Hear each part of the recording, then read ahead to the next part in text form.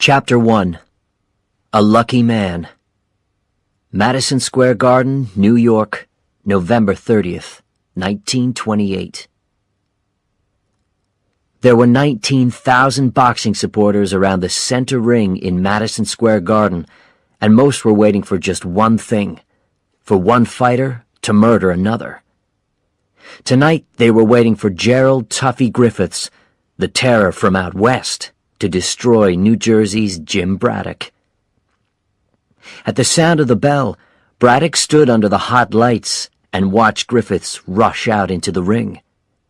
Tuffy Griffiths had come to New York after winning 50 fights. He had won his last fight with a knockout in the first round. Everybody knew that he would do the same to Braddock. Everybody except Braddock and his manager, Joe Gould. Gould believed in Braddock. A sudden jab from Braddock knocked Griffiths back. The fighters started moving around the ring, throwing and blocking punches. Griffiths threw the same punches that had easily beaten his other opponents, but Braddock stayed on his feet. Blood and sweat poured into his eyes. None of the reporters around the ring expected the New Jersey boxer to reach the end of the second round. But by round 2, Braddock had timed his opponent's rushes. Within 1 minute, he hit Griffiths with his big punch, his right cross, and Tuffy went down. The crowd stood, shouting. But the referee had only counted to 3 before Griffiths was back on his feet and the fight continued. Time stretched for Braddock now, and his opponent's slightest move seemed enormous. Braddock paid no attention to the screams of the crowd, to the pain he felt. This was his chance to finish Griffiths. He threw his big right punch again, and again, Tuffy was on the floor. 1, 2, 3, 4, the referee counted.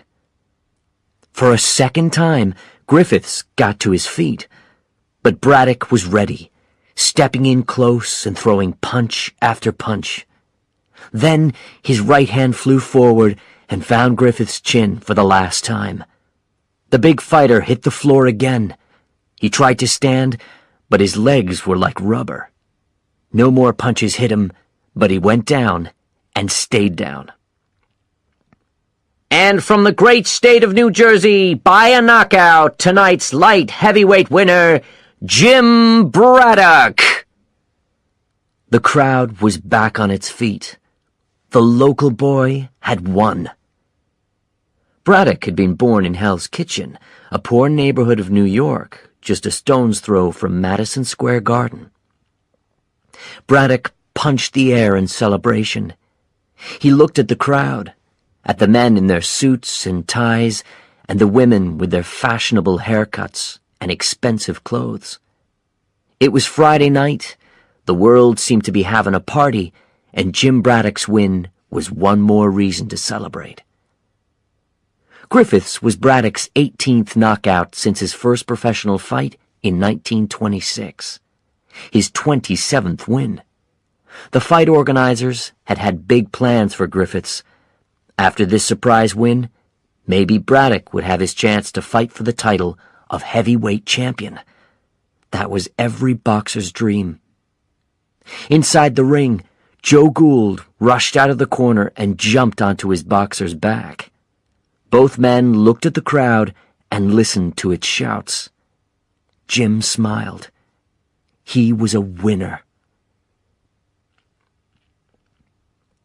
The tall boxer and his manager stepped out through the side entrance into a crowd of about 100 well-dressed supporters. "Just sign your name for a few of them," said Joe. "Leave them wanting more." "Do you want to sign my name for me, too?" Jim asked his manager with a smile. People crowded around Jim. He liked them. He liked the fact that they loved him. "You win some, you lose some, Johnston," said Joe. Jim looked up. His manager was talking to a big man who had come out of the same side entrance. Jimmy Johnston organized the fights at Madison Square Garden. No boxer fought there without his permission. Johnston and men like him ruled the world of boxing. Tonight, Johnston had wanted Griffiths to win the fight. Braddock was supposed to be an easy win for Griffiths. Jim touched his manager's arm. "Leave it," he said. But Joe continued talking. "Maybe you support the wrong guys. Griffiths was heavier than my boy, and what happened? Jab, cross." "Actually, it was jab, jab, cross," said Jim. He didn't like to see Joe arguing with a man as powerful as Johnston. But the little manager had always supported Jim, and the fighter couldn't let his manager stand alone now. "Jab, jab, cross," repeated Joe. "And then your boy's out. So maybe no one's a loser. Right, Johnston?" Loser. Jim hated that word. Some people had said that his early opponents were no good. Easy fights. Losers. So what did that make Jim? But after tonight, after Griffiths, what could they say now? Joe Gould and Jimmy Johnston stared hard at each other. Just like inside the boxing ring, time seemed to stretch. And then Johnston turned and walked to his waiting car. Jim shook his head. His little manager had no control over his mouth. "I'll get us a taxi," he said. But Joe pointed to a big, shiny new car across the street. "You have to show you're doing well," he said. The manager organized his life by this belief. Expensive clothes, the best restaurants, and now this car. A uniformed driver opened the back door, and the two men got in. Through the car's windows, New York seemed alive. The city's bright lights shone, and people laughed and talked as they went to shows and clubs. It was an exciting time to live in the city. Tall buildings were going up everywhere, and everybody seemed to be getting rich. Jim Braddock and Joe Gould wanted a piece of that success, too. They'd even started their own taxi company. "Let's go to a club," said Joe. "You should be seen in the right places." But Jim just said, "Home, Joe." With a shake of his head, Joe told the driver, and the car turned toward New Jersey. This had been Jim's home since soon after his birth. His parents had moved from Ireland to New York, looking for a better life. Later, for the same reason, they had moved their family across the Hudson River to New Jersey. Here, Jim had grown up a typical American boy. By the time he stopped going to school, his older brother had started to box. One day, he and Jim began to argue, and soon they were fighting.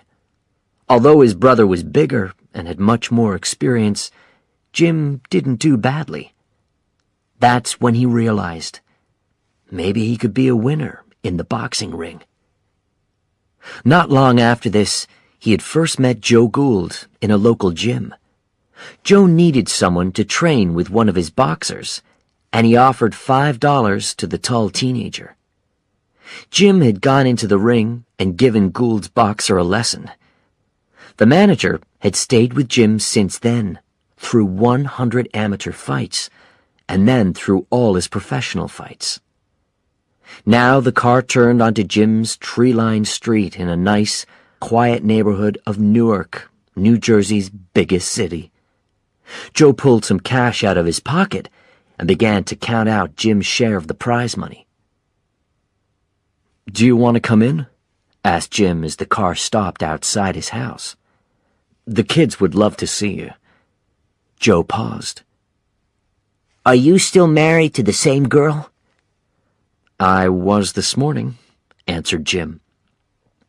"I'll come in another time," said Joe. "And tell her I didn't charge you for the towels." As Jim climbed out, he forced himself not to laugh. Joe Gould was afraid of nothing in the world of boxing, but he turned and ran from Jim's wife, May, with her hard questions about the prize money and Jim's share of it. The front door of the house was open now, and there, in the golden light of the hall, was May. Her pale face was serious as she waited. From the first time he had met her, Jim had loved her. He moved toward her now, telling himself he was a lucky man to have a wife like May. When May Braddock saw her husband, the dark cloud of worry disappeared. She could breathe again, feel again. Fight night was always like this for May. In the afternoon, Jimmy kissed her goodbye. Then she just watched the clock and hoped that he was safe. The long hours full of fear only ended when Jim came home. She knew that men died in the ring. Not often, but it happened. And if they didn't die, they were hurt, badly. May didn't understand the sport. To her, it was a world of pain and danger. But she loved her husband, and so she tried to support him. May Teresa Fox had grown up near the Braddock family in New Jersey. She had always liked Big Jim Braddock, and he loved May from the time he first met her. But Jim was shy, and it took him a long time to ask May to marry him. He said that he wanted to wait until he had enough money to buy a nice home. When he had $30,000 from his prize money, a small fortune, he finally asked. As he waited nervously for her answer, May noticed the sweat on Jim's face. She couldn't stop herself from laughing. The money didn't matter to her.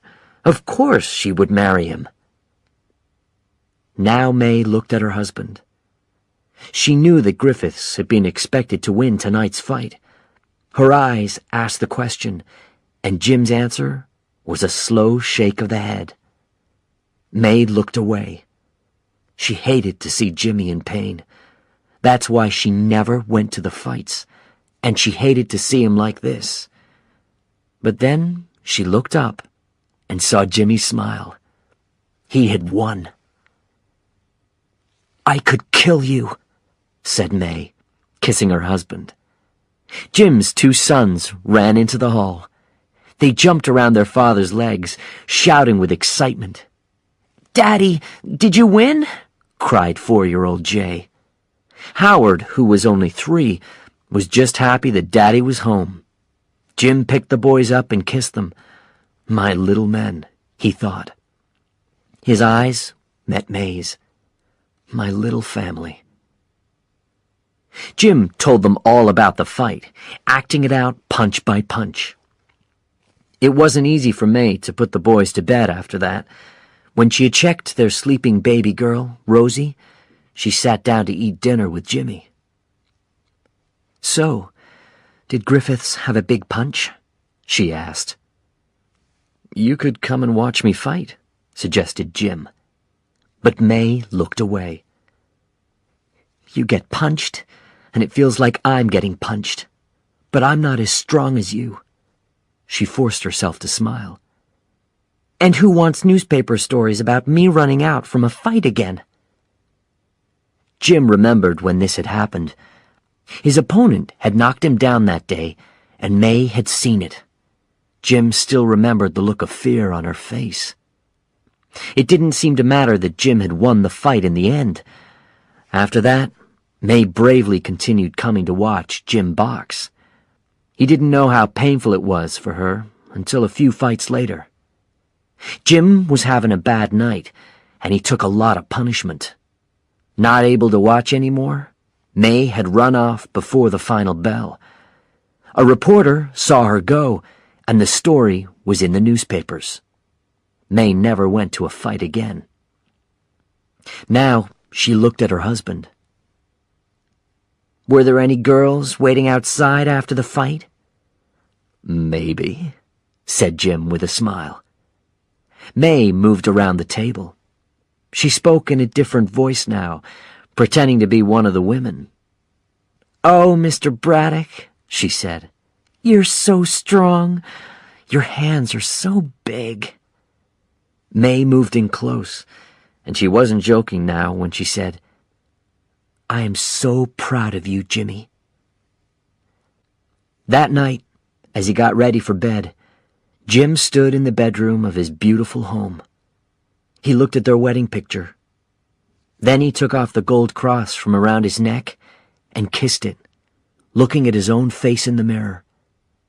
It was the face of a lucky man and a winner. Chapter 2.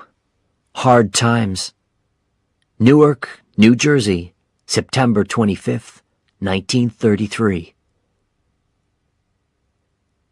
Jim Braddock looked through the drawers below the same mirror that had shown him the face of a lucky man. Dressing was quick these days.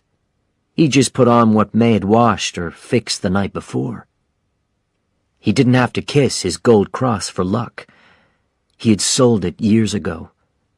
Everyone's luck had gone now, even Jim Braddock's. Something moved outside the window, probably a rat.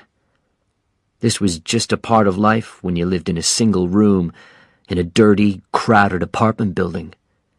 Behind Jim, his 3 hungry children shared a bed in the cold family bedroom. May had hung a blanket across the room to turn one room into 2. He looked again at his and May's wedding picture. In the last few years, they had lost their house and most of their furniture, but they would always have this. In the picture, May looked beautiful. Jim stood next to her, wearing a suit he didn't own now. The couple in the photo smiled, not knowing the hard future that was ahead. But Jim liked to look at the picture every day. It reminded him of the good things in his life. He stepped into the kitchen where May was cooking breakfast. She looked different now, thinner, with dark circles under her eyes. But to Jim, she was still beautiful. "I can't find my socks," he said. "Jim," whispered May, but it was too late. "Mom, I want to eat too," said little Rosie, pushing through the blanket. May began to cut another thin piece of meat. "Sorry," said Jim. Rosie couldn't remember living in a big house, surrounded by nice things with new clothes and plenty of food. The girl climbed onto her father, and Jim held her close to him. He hated seeing his children grow up like this. It was harder than any fight. "We got a final bill," said May, "for the gas and electricity." Jim's shoulders fell. He took down a jar from the shelf where they kept their money for a rainy day. He shook it and listened to the few coins in the jar. "It's clearly been raining more than I thought recently," he said. May picked up 3 dishes and put a thin piece of hot meat on each one. Jim began to cut up his daughter's food. "I'm fighting Abe Feldman tonight," he told his wife. He didn't tell her that Feldman had lost only 1 fight in 19. Instead, he told her what he would earn. $50, more than he could earn in 1 whole week on the docks. May couldn't hide the old fear in her eyes. Since hard times had hit their family and the whole country, she had started to hate the ring with its punishments and its empty promises. "Mommy, I want some more," said Rosie. Jim looked at May and Rosie with their empty plates. "May, I had a dream last night," he said, standing from the table. "I dreamed that I was having dinner at an expensive hotel, and I had a big, thick steak." He put on his old coat. "I had so much food, I'm just not hungry now." He spoke more quietly to his daughter. "Can you help me? Mommy cooked this, and I don't want to hurt her feelings." Rosie wasn't sure whether to believe him, but Jim moved the meat from his plate to hers. With wide eyes, the child immediately began to eat. "Jimmy," May began, but he silenced her with a kiss. "You can't work on an empty stomach," her eyes said to him. Jim's answer was simple. "You're my girls." When Jim stepped outside, he remembered that things weren't so bad for him and his family. Times were even harder for many other people. He walked past old, broken cars next to trash can fires. Those useless cars were homes now, homes to people with no jobs and no hopes. This part of Newark was very different from Jim's old, leafy neighborhood. Most of the dirty brown and gray buildings around here had broken windows and paint coming off. Most of the stores were closed, and garbage cans lay empty in the street. People threw nothing away these days. 10,000 factories in the New York area had been closed down. Everywhere Jim looked, he saw people without jobs. Businessmen, teachers, office workers, lawyers, bankers, all were looking for work. There were men in 4-year-old suits, happy to clean a yard for $1. Others stood in line at employment offices from morning until night. Disaster had struck on October 29th, 1929. Some people called it Black Tuesday, others the crash. It was the end of America's good times in the 1920s. The economy failed, and suddenly millions of people were out of work. At first, Jim thought that the problem wouldn't last long, but then his bank closed and his taxi company went out of business. By 1932, the Braddocks had lost every cent of Jim's boxing money. New York wasn't a city of bright lights and happy partygoers now. The city was filled with a gray crowd of people without hope. They stood in endless lines for soup or bread. They froze on street corners. They looked for work and found none. Hungry, empty, hopeless people. Jim's only hope had been boxing. The prize money was less, but boxing was still popular, cheap entertainment. But after the crash, Jim's success as a boxer had ended. In 1930, 31, 32, and now, 1933, he lost more fights than he won. It was harder and harder for Gould to get him good fights. Jim had to look for other work. With so many factories closed, he tried Newark's busy docks. Early every morning, he joined the crowd looking for work there. In the dark and the cold, they waited by the locked gate of a high fence. At last, the foreman pulled open the gate. He looked at the tired, hungry faces of the men there. This man had the power of life or death.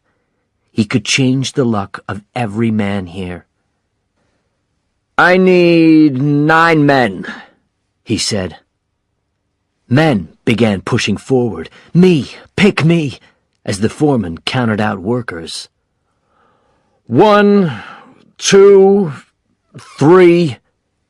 Jim pushed forward too, but then 9. Jim closed his eyes. After all of that waiting, it had ended in less than 30 seconds. He hadn't been picked. "I've been here since 4 o'clock, said a man's voice. The man had stepped forward to complain. Jim had spoken to him once. His name was Ben, and, like Jim, he had a wife and 3 kids to support. The foreman began to turn away, but suddenly Ben was holding a gun and pointing it at the foreman's heart.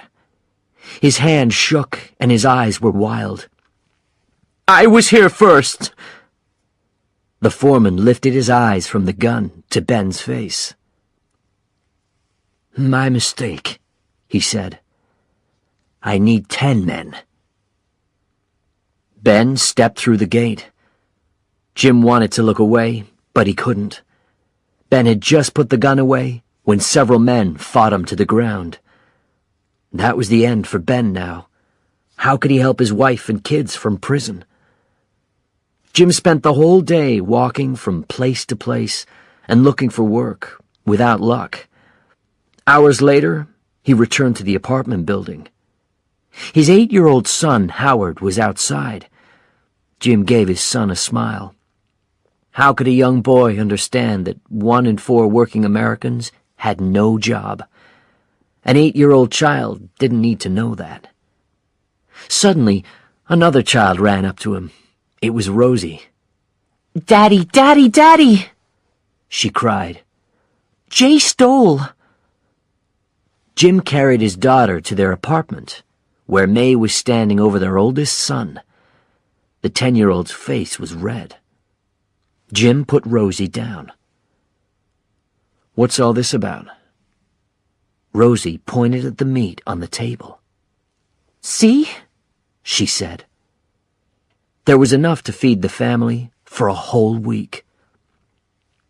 "It's from the butcher shop," said May. "He refuses to say a word about it. Don't you, Jay?" "Okay," said Jim to his son. "Pick it up. Let's go." Jay looked up at his father, and the message in his eyes was clear. "Don't make me do this. Can't you see that we need it?" "Right now," said Jim. Then he was out of the building and marching to the butcher shop without another word. His son followed slowly behind, with the stolen food in his hand. At the butcher's, Jay had to give the meat back and apologize. Jim met the butcher's eyes. "I'm not bringing up my son to be a thief." The butcher nodded. Father and son left the shop. As they walked, Jim was silent, giving his boy time. At last, Jay spoke. "Marty Johnson had to go and live with his uncle. His parents didn't have enough for them to eat." Jim turned toward his son. "You were scared," he said. "I understand that. But we don't steal. It doesn't matter what happens. Promise me." Jay managed a nod. "I promise," he said. "Here's my promise." Jim was eye to eye with his son. "We're never going to send you away, son." The tears came pouring from the little boy's eyes.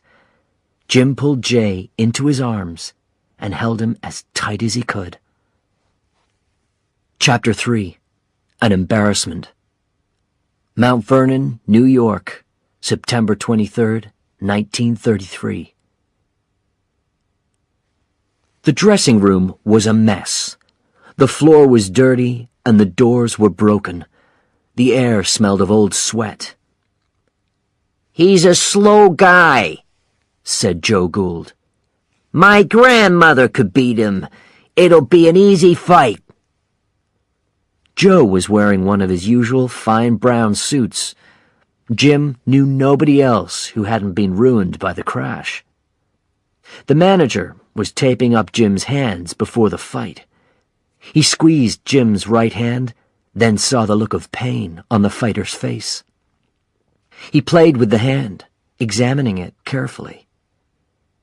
"This break needs a couple of weeks to get better," he said. "Why didn't you tell me, Jim?" Jim didn't look up. He had fought in March, although his right hand was still hurt from a fight in January. His opponent was good, and Jim, fighting with a bad hand, had lost in 4 rounds. But he couldn't stop fighting because he needed the prize money for his family. He fought several more times, hurting his right hand again and again. By now, he had to use drugs to control the pain. There was never enough time for it to get better before the next fight. Joe Gould knew that it wasn't legal to let a boxer fight in this condition. If something went wrong in the ring, it could mean the end for both Joe and Jim. "I can't get any work," said Jim quietly. "We need the money." The little manager thought of May and the children. "Okay," he said. I'll tape your hand double." Gould knew that double taping was against the rules, too. "Keep your left hand in his face, and when you can, hit him with a big right. If you finish early, I'll buy you an ice cream." He led the boxer past the crowd toward the ring. This crowd was very different from the one at Madison Square Garden years earlier. These people looked poorer and hungrier. As Jim climbed into the ring, a radio reporter spoke into a microphone. "Just 5 years ago, Jim Braddock was thought to be ready to fight for the world heavyweight title, but he has lost 10 fights in the last year." The crowd started to shout louder when Abe Feldman walked toward the ring, punching the air. "Now Braddock fights Feldman," continued the radio man. "A young fighter who has won 17 times and lost just once." Jim froze. This was the boxer Joe's grandmother could beat? Feldman was the crowd's favorite. He was young and handsome, like Braddock had been years earlier when he had an unbroken nose and 2 pretty ears. Braddock's gloves fell to his sides. Joe pulled Jim's gloves back up. "Jimmy, what are you gonna do?" Jim closed his eyes and everything went away. The crowd's shouts, May's worried looks, Ben's gun, Jay's silent tears, all the mistakes of the last 4 years. He opened his eyes. "I'm going to get an ice cream." Feldman's glove hit Braddock in the face, a hard punch. Jim tried to hit back, but Feldman blocked his punches. "Come on, Jimmy!" cried Gould from the corner. The manager was sweating almost as much as Braddock as he jabbed the air and shouted advice. But Braddock could only think about the pain of Feldman's punches. The younger man hit him again and again, but none of Braddock's punches seemed to hit Feldman, who danced around his opponent easily. Suddenly, Feldman threw a combination of punches that threw Braddock back onto the ropes. The crowd began to boo. "Don't just stand there!" shouted Gould. Braddock saw an opening in Feldman's defenses and threw a right cross. It hit the fighter's chin and knocked him back. Jim stepped in to finish his opponent, but Feldman put his head down as Braddock threw his big punch. The leather glove hit the top of Feldman's head. There was a sound of bone on bone. The pain in Braddock's right hand was terrible. He held on to Feldman as the bell announced the end of the round. The referee had to send both fighters back to their corners. Gould quickly took Braddock's right glove off. Even under all the tape, he could see that the hand was really broken. "I can't let you continue," he said. Jim thought of the prize money. "I can use my left," he said. "Don't let Feldman get too close," said Gould, quickly tying the glove back up. "Do what you can with your left." But Braddock had never had a left-hand punch. Now he couldn't even block with his right, and his feet felt heavy and slow. Punch after punch fell on him. Time usually slowed down for Jim in the ring, but now it was flying past. He began to throw out his left hand in wild jabs. These missed, but then one punch hit Feldman on the chin and hurt him. Again, the two boxers held on to each other. The crowd began to boo again and shout insults. "Go home!" Braddock decided that maybe he had one more good right punch in him. He pulled his arm back and threw the punch. It hurt Feldman, but the pain was much worse for Braddock. Under the double tape, his right hand was completely broken. Feldman hit him back, and again, Braddock held on to his opponent. He almost fainted from the pain. The angry boos from the crowd were so loud that he almost didn't hear the bell. An embarrassment! That's what it was. An embarrassment. Jimmy Johnston, the big fight organizer, was shouting angrily at Joe Gould, who was unusually quiet.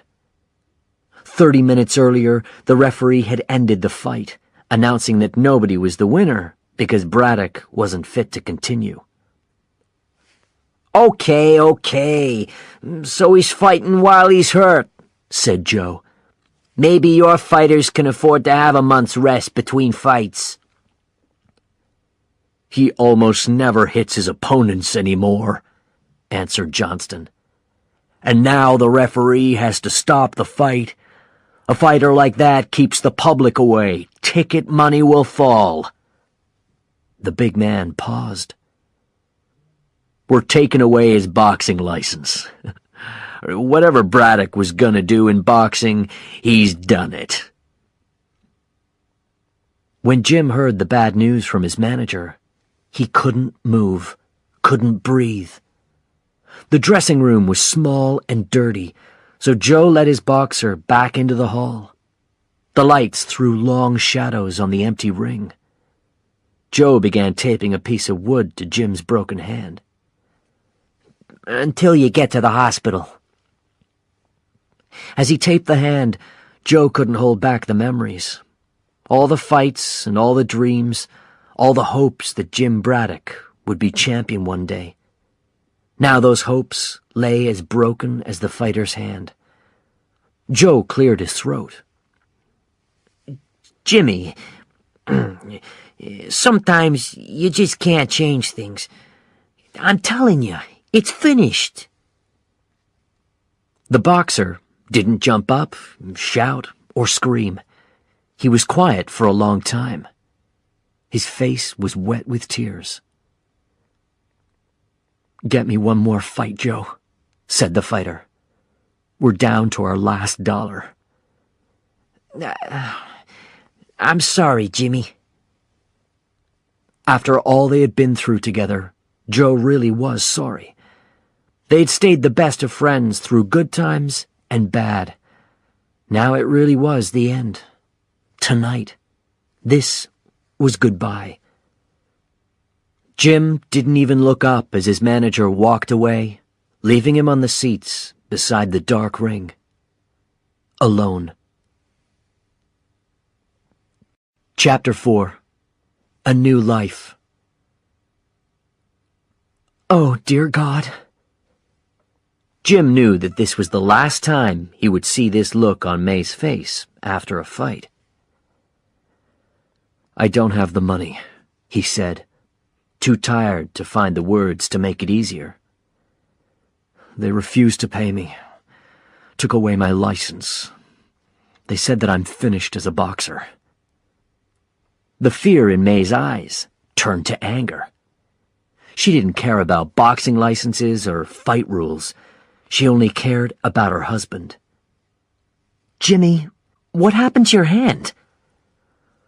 It's broken in 3 places. May wasn't thinking about boxing now. If you can't work, we won't be able to pay the bills, buy food. We'll have to send the children to stay with my sister. May, I can still work, Jim said. Get the black shoe polish from the cupboard. Nobody will give me a job if they see this cast on my hand, so we'll cover it up. May saw it in her husband's eyes then. Jim Braddock wasn't going to be beaten. I'll cut your coat so you can put it on over the cast, she said, opening the shoe polish and spreading it on the white cast. Now we just need a piece of steak for your face, Jim Braddock, she laughed. 6-year-old Rosie's face appeared around the blanket. Jim smiled at her, deciding, not for the first time, that he was a lucky man to have May as his wife. It was early morning and Jim was standing outside the familiar locked gate at Newark Docks. As the sun appeared in the east, the foreman, Jake, walked up. Jim put his broken hand behind him. The doctor had said it would be useless for months. 1, 2, 3. As usual, Jake walked along the group, pointing to the workers he wanted. 5, 6, 7. Jim stood tall. 8. Jake's eyes fell on Jim, then the foreman pointed at him. 9. A win. Jim stepped forward, knowing that he was one of the lucky few who had worked that day. Minutes later, Jim was meeting his new partner. The young, handsome man introduced himself as Mike Wilson. "What happened to you?" he asked Jim, staring at the black and blue marks on his face. "I got into a fight," Jim told the man. Together, the two men had to move a mountain of sacks from one area to another. It took 2 strong men to lift each sack, using big hooks to pick the sacks up. Jim found the work very difficult. He had never really used his left hand for anything. It was really hard using the hook with it while trying to hide the cast on his right hand. "There was a fighter called Jim Braddock," said Mike. "I listened to his fights on the radio. There's another fighter using the name now, but this guy's no good." Jim saw the smile on Mike's face. He almost laughed himself, but then the sack fell from the hook in his hand. Mike saw Jim's cast. "This isn't going to work," he said. "You can't do this job with a bad hand, and you can't slow me down. I need this job." Jim gave his partner a quick look. "Listen, I can do this." Suddenly, a new voice shouted, "What's happening here?" It was the foreman, and he was staring at Jim's bad hand. Instead of trying to explain, Jim sank the hook back into the sack with his left hand. Then he waited, unable to do anything until his partner moved. After a few terrible seconds, Mike sunk the hook into his end of the sack. The 2 men lifted the heavy sack together and carried it across the dock. Then they moved for another sack, then another, and another. Jake, the foreman, stood there with arms crossed, watching every move. Finally, he walked away. Jim lifted his face to Mike. "Thanks," he said. It was raining hard, but May didn't move. Her place in this soup line was too valuable. Hundreds of people were ahead of her, but a lot were behind her, too. They were all waiting for free soup and bread from the truck at the head of the line. May held Rosie in her arms. The 2 boys ran around playing. "You need to stand for a few minutes, Rosie," said May. "I don't want to," cried Rosie. "The sidewalk's wet." "Who's making all this noise?" Immediately, Rosie's crying stopped. Her father appeared beside her, big and strong, and with a smile on his face for her. As he lifted Rosie, Jim told May, "I got a job at the docks." May noticed something inside Jim's coat, his boxing shoes. She wasn't surprised to see them.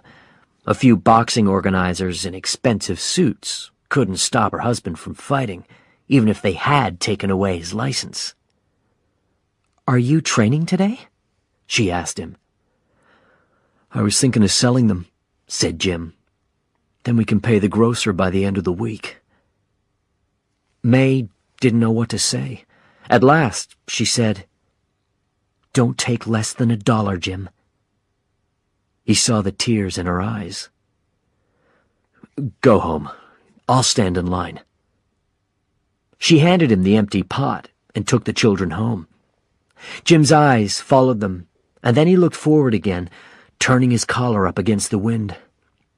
The soup truck seemed far, far away, but Jim had become good at waiting. Hours later, familiar sounds greeted Jim's ears. Jump ropes hitting the wooden floors, leather gloves hitting punching bags. This was the gym that Jim had trained in for years. It was the place where he had first met Joe Gould.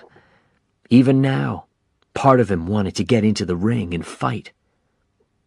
As he entered the gym, the usual smell of leather and sweat hit him. He looked at all the boxers training hard. "Jimmy," said a friendly voice, "have you come to train?" It was Joe Jeanette, the owner of the gym. The old fighter had never been a champion, but he had always been a hero to Jim. A great boxer with quick hands and a knockout punch, Jeanette had been one of the best heavyweights in the country. But he was a black man, and few white boxers agreed to fight him. Jeanette never had the chance to fight for the title, but Jeanette couldn't stay away from the fight game. He had become a referee, and he had opened this gym. He was never too busy to give advice to a young boxer. Jim tried to return Jeanette's smile, but he couldn't. He put the soup pot down and pulled his boxing shoes out of his coat. A few minutes later, Joe Gould stepped onto the gym floor. He was here to see a new boxer, not Jim Braddock. Joe watched as Jim handed his boxing shoes to a young black boxer who paid Jim 10 cents. Then Jim picked up his soup and bread and turned toward the front entrance. Joe Jeanette looked up and saw the manager standing at the back of the gym. His eyes held a question for Joe, but Joe just shook his head and stepped behind the door. "It's better for both of us if Jim doesn't see me," Joe thought. Chapter 5. Broken Promises. Jim sat at the kitchen table, reading out President Franklin Delano Roosevelt's speech from the newspaper. He tried to find hope in the president's words. According to Roosevelt, there was only one thing for Americans to fear: fear itself. May counted out coins from the rainy day jar. Jim's week had become an unending string of gray mornings and sweaty afternoons of hard work at the docks. Jim and Mike worked together every day, and Jim did all the work with his left hand. In the evenings, he had another job, more long, hard work with only his left hand. May was usually asleep on the sofa by the time Jim got home at night. That night, she was woken by the sound of coins dropping into the jar. She saw her husband walk toward their bed. Jim looked down at the clean white sheets. He wanted nothing more than to fall into them, but then he looked down at his own dirty, sweaty body and lay down on the floor. "Jimmy," May whispered, "we can wash the sheets." But Jim was already asleep. May pulled the covers off the bed and lay down on the floor, beside her husband. The winter of 1933-34 was one of the coldest in recent memory. One morning, May and Rosie walked with the boys to school. They were walking back down the snowy street when May saw a shiny new car outside their building. "Mommy, who's the man at our house?" asked Rosie. May walked up to the man, whose uniform showed that he was the gas and electricity man. "Can I help you, sir?" "I'm sorry, ma'am. You haven't paid the bills, and I have to cut your electricity off." The man was in his 30s, but his eyes looked older. "You can't," said May. "We have kids. Please." "If I don't, I'll lose my job," said the man sadly. Work at the docks finished early that day. Jim and his work partner, Mike, started walking around local towns, looking for work. There was none anywhere that day. Tired and cold, they started for home. "We have until tomorrow," cried a loud voice. Jim's steps slowed. Across the street, A young man was arguing with two city police officers. His wife stood beside him, fighting back tears. The couple's furniture was on the sidewalk all around them. The officers were moving them from their apartment. The two officers wore fine new uniforms. The younger of the two was polite.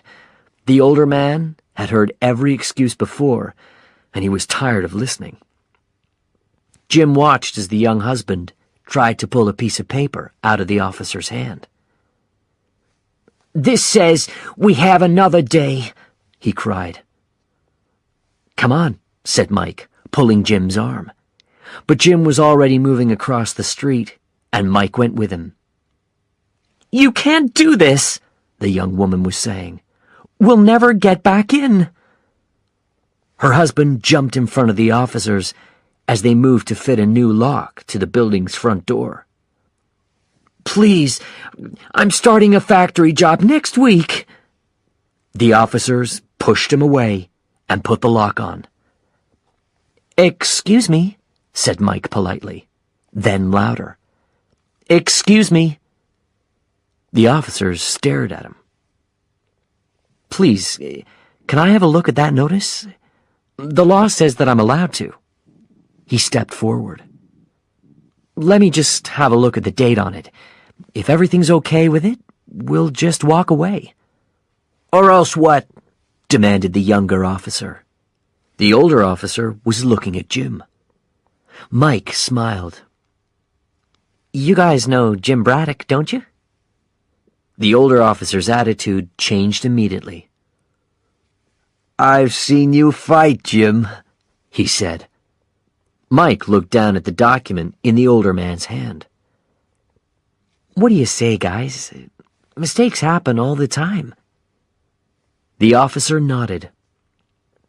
"Maybe we got our days mixed up," he said, removing the lock from the door. As the two officers walked away, Mike and Jim began to help the couple move their furniture back inside. "So, you're a lawyer?" asked Jim. Mike shook his head. "A banker. But I hired enough lawyers to have a good idea of the law. It doesn't matter now.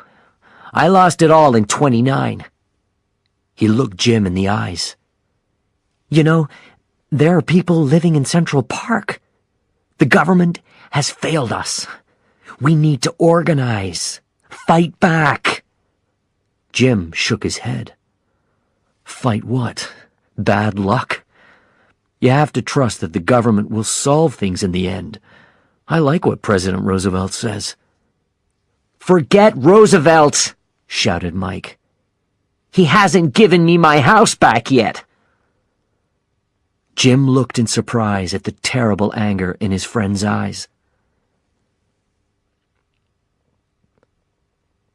The blanket didn't hang in the middle of the room. Now the three children had it around them as they lay in bed. Jim could see their breath in the cold air. Every piece of clothing in the apartment was piled on top of them. He crossed the room and threw a piece of a wooden sign onto the fire in the stove. May emptied the rainy day jar onto the table. She began to push the coins around. $6.70, said Jim, joining his wife. How much would it cost to turn the electricity back on? $33.10, whispered May. If I work 26 hours out of every 24, it still won't be enough. Jim seemed suddenly weaker. He looked at May. Think of all the other guys who wanted to marry you. What happened to those guys? Joked May. Then she squeezed his hand. I married the guy I love. A wet cough from across the room interrupted them. It's Howard, said May sadly. He's been sick since this afternoon. When May woke up the next morning, Jim had already gone out into the terrible cold. She spent the morning trying to keep the children warm, burning pieces of wood they had taken from signs in the street. Howard lay close to the stove, his face red with fever.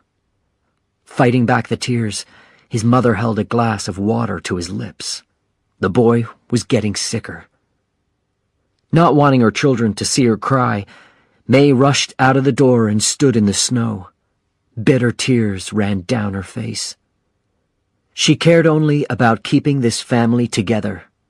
Jim was killing himself, trying to do this, but it wasn't working. Now they had lost their heat and electric power. May knew what she had to do. She rushed inside to dress her children warmly for the trip across the river to New York City. As Jim stepped through the door, the apartment was as cold as the air outside. He met silence. No little bodies ran to him with open arms. By the stove, May sat alone, staring into the dying flames. She couldn't meet his eyes. Howard was getting worse, she explained. Then Rosie started to get sick. Where are they, May? The boys are at my father's house. Rosie's going to stay with my sister. We can't keep them warm, Jim. Jim's emotions were almost too strong for words. Fear, sadness, anger. He pointed a finger at May. You don't decide what happens to our children without me. May stood and held his arms. Jimmy, if they get really sick, we don't have the money for a doctor. If you send them away, this has all been for nothing, he said angrily. It means that we lost. He shook May's arms off. I made a promise to Jay. Do you understand? I promised that we would never send him away. Without another word, he turned and walked across the freezing room and out of the door. Later that afternoon, he stood at the wooden counter of the Newark Relief Office. An unsmiling woman counted out $12.80, which she placed in a white envelope. Jim's hand shook as he signed for the money, trying not to blame himself for what he had done. Ashamed, he put the envelope into his pocket. He pushed his way through the unhappy crowd. They were lawyers and dock workers, teachers and factory workers, bankers and builders. Now, unable to earn money themselves, they were here to receive money from the state. Some were so ashamed that, like Jim, they looked only at the floor. Others looked straight ahead with empty stares. After Jim crossed the river to Manhattan, he walked past all the homeless people in the city who seemed to have no hope. The story was the same everywhere. No work, no money.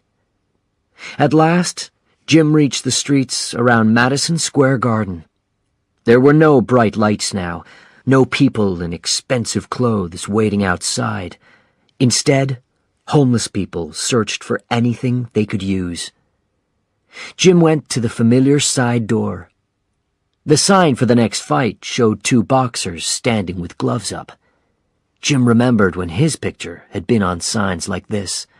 He remembered the fight with Tuffy Griffiths, the dream of that night when the future looked bright for Jim Braddock. But then another, less happy memory came to mind. The fight against Tommy Loughran. It was July 1929, just 4 months before the crash. Jim was fighting for the title of light heavyweight champion, but it was the fight that turned Braddock into a boxer of failed promise. The New York crowd had wanted Braddock to win, and the fight had started well, too. But things changed in the second round. Loughran began to dance around the ring, dodging Braddock's punches easily. He had discovered Braddock's biggest weakness: no left-hand punch. In the rest of the fight, Braddock had hit the champion with a few good punches, but it wasn't enough. The judges all decided that Loughran was the winner. The newspapers weren't kind to Braddock, who had looked slow in the last 3 rounds. His dream of winning the title seemed to be at an end. Now, years later, Jim stood in the shadows in Madison Square Garden and said the same words that he had said after the Loughran fight. I don't know what went wrong. He opened the side door and started up the stairs. The climb to the Madison Square Garden Boxing Club was the hardest of his life. The club was a place where the rich moneymakers of New York's boxing world could relax and do business. It wasn't high above street level, but it was like another world.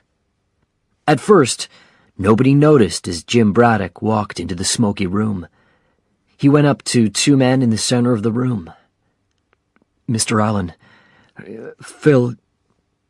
The men looked up at the fighter. Others noticed, and conversations around the room died. Jim cleared his throat.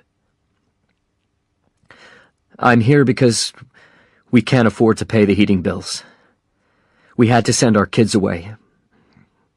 I just need enough money to get my children back. Jim took off his hat and stretched it out.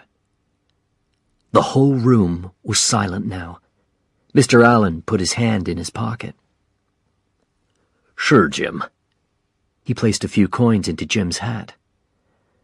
Thank you, replied Jim.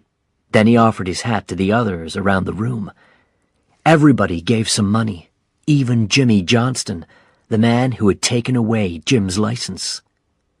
Finally, Jim stopped in front of Joe Gould.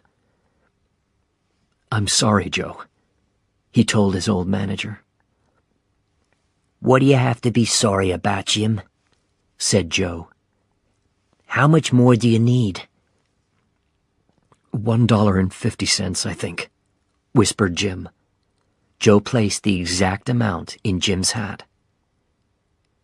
When Jim left the club, it was dark outside, and street lights lit the icy sidewalks. Jim walked past a store that had gone out of business. His face looked back at him from the dark glass of the store window.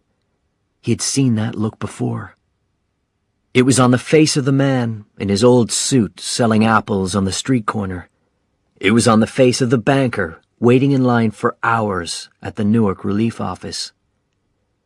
Jim had never understood how a proud man could sink so low. Now, with the money in his pocket to get his children back, Jim knew. He finally understood. The next night, May opened the apartment door and turned on the electric light. Jay and Howard ran inside, followed by Jim, who was carrying the sleeping Rosie. Jim was happy to see his family together and home again, but he felt other emotions too. He knew now how easily their world could be destroyed. He couldn't sleep that night. When the sun finally appeared, he got up and dressed silently. Before he left for another long day of work, he stood at the door and looked at his family. A boxer entered the ring alone. If he was knocked down, he alone could stand up and continue fighting. Jim was alone now, as he left the house and went looking for work. Chapter 6. One Fight Only. Spring had come to Newark at last, and the Braddock family had joined other families at the local church. Once a month, the priest, Father Rorick, organized a birthday party for all the children whose parents couldn't afford a party. Jim and May watched as their children joined all the others around a large wooden table with two big cakes. Everybody started singing. Happy birthday to you. Happy birthday to you. Jim put his hand around May, happy that the cast was off at last. When it was time to sing the names, the different families all sang a different name. Happy birthday, dear Jay, sang the Braddocks. Happy birthday to you. Howard pulled his father's arm. It was better when we had our own cake, he said. Father Rorick heard him. Do you know I boxed your father a long time ago? Howard couldn't believe it. He looked at his father in surprise. You hit Father Rorik?" "As often as possible," said Jim with a big smile. May Braddock joined the two men. She looked worried.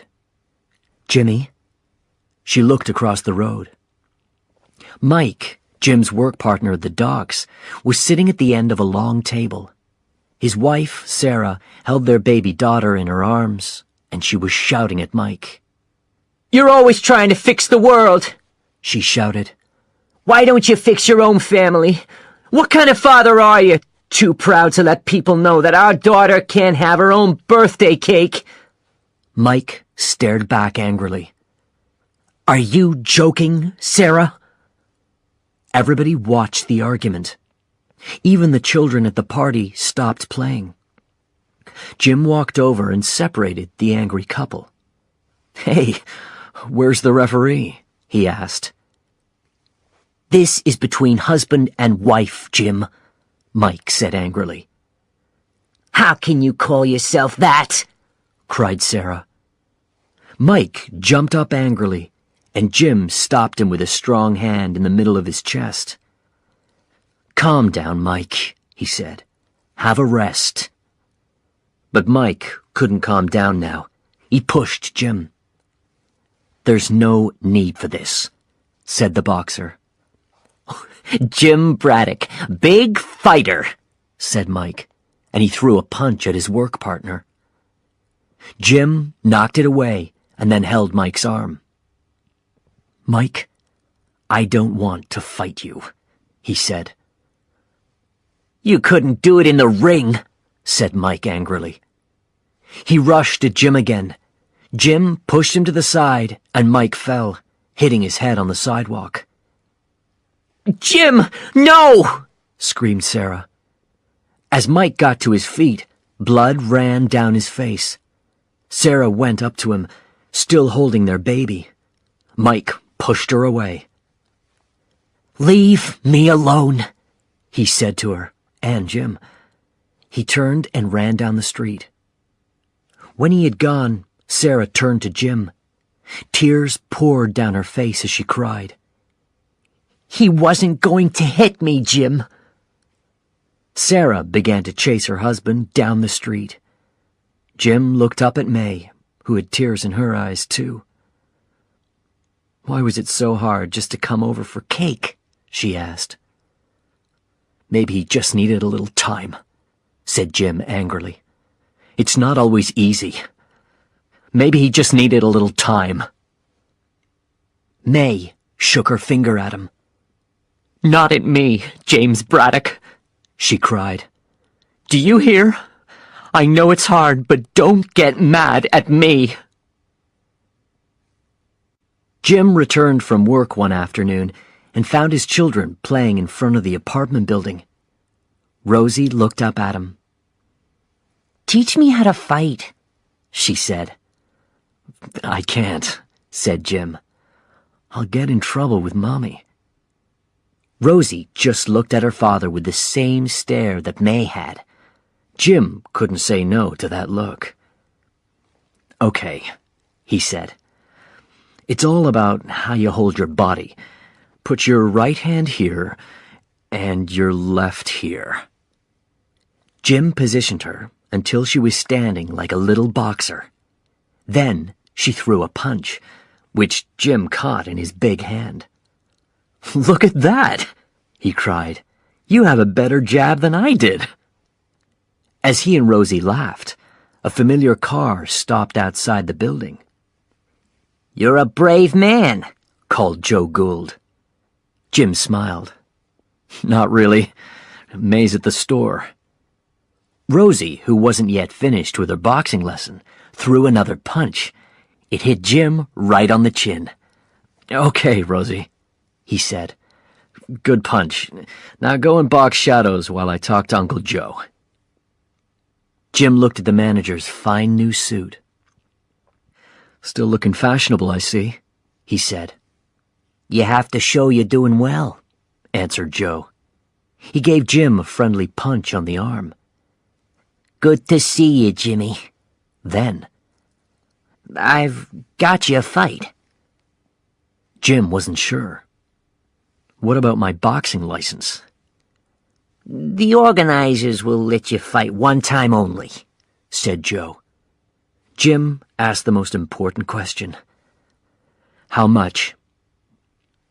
$250, Joe replied. You're on the big show at the Madison Square Garden Bowl in Long Island City. He paused. Tomorrow night. Jim turned and walked away. He couldn't believe that his old friend and partner would play a joke like this on him. Joe chased after him. You fight Corn Griffin, Jimmy, the #2 heavyweight in the world. He needs a fight before he boxes for the title. Jim's eyes were dangerous. Joe, this isn't funny. No one's trying to be kind to you. Griffin's opponent got cut and can't fight. They needed someone they could throw in the ring immediately. Nobody will take a fight against Griffin without training, so... Joe looked away. I told them that Griffin could knock out a guy who has never been knocked out before. You're me, Jimmy. They just need somebody to stand in that ring and be knocked out. Finally, Jim smiled and put a hand on Joe's shoulder.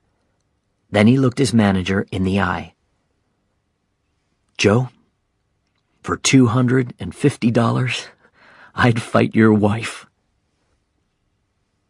When May got home later, she wasn't happy about the news.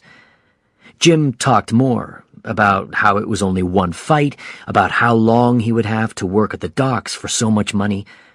In the end, May told Jim to take the fight. But that night, she sat on the sofa in the dark and watched her sleeping husband through eyes red from crying. The next morning, the 3 children were outside early, but they didn't go out to play. They walked to the local butcher shop. Rosie knocked on the window. Sam, the butcher, looked down at the 3 children. We're closed today. His eye fell on Jay, remembering the time when the boy had stolen from his shop. Well, look who's here. Shall I lock everything up? Jay's face was red, but he bravely stood by his sister, who walked up to the counter. I need a piece of meat, please, sir, she said. Steak. Do you have any money? Rosie shook her head, and the look in Sam's eyes became softer.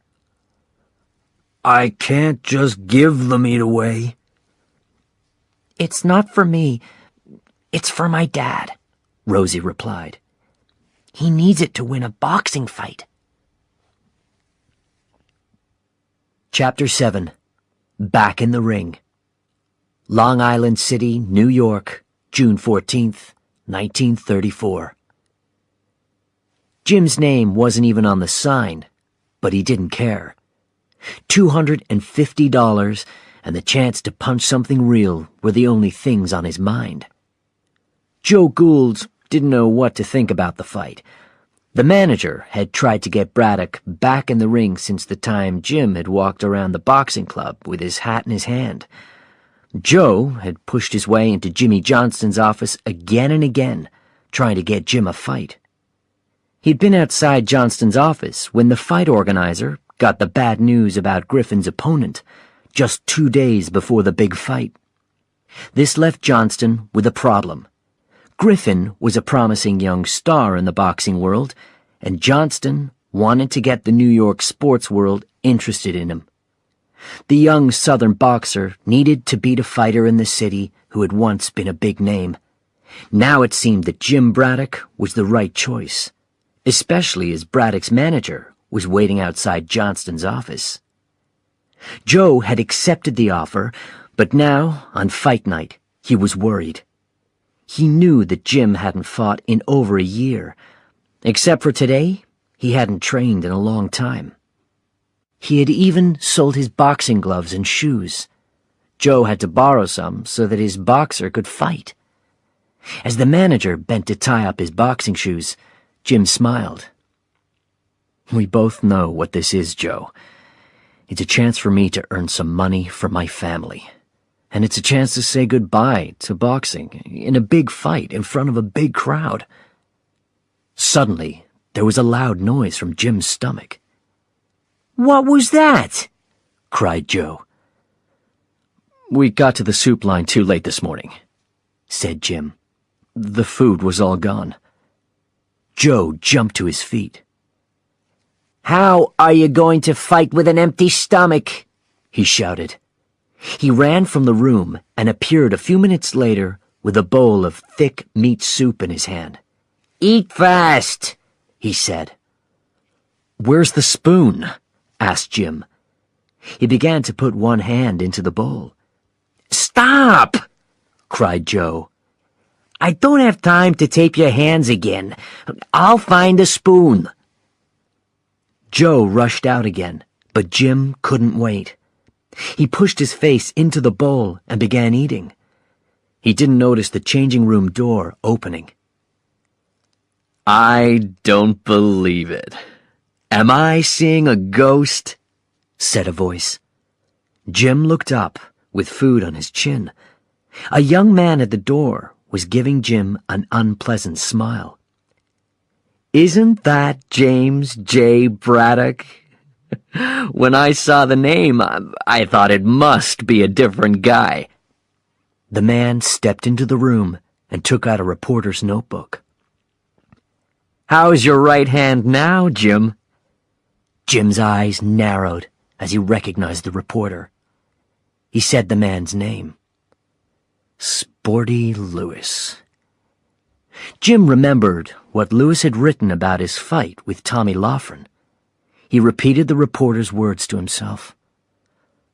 Loughran destroyed the unskilled New Jersey fighter. The fight was a funeral with the body still breathing. Lewis saw the look in Jim's eyes and stopped smiling.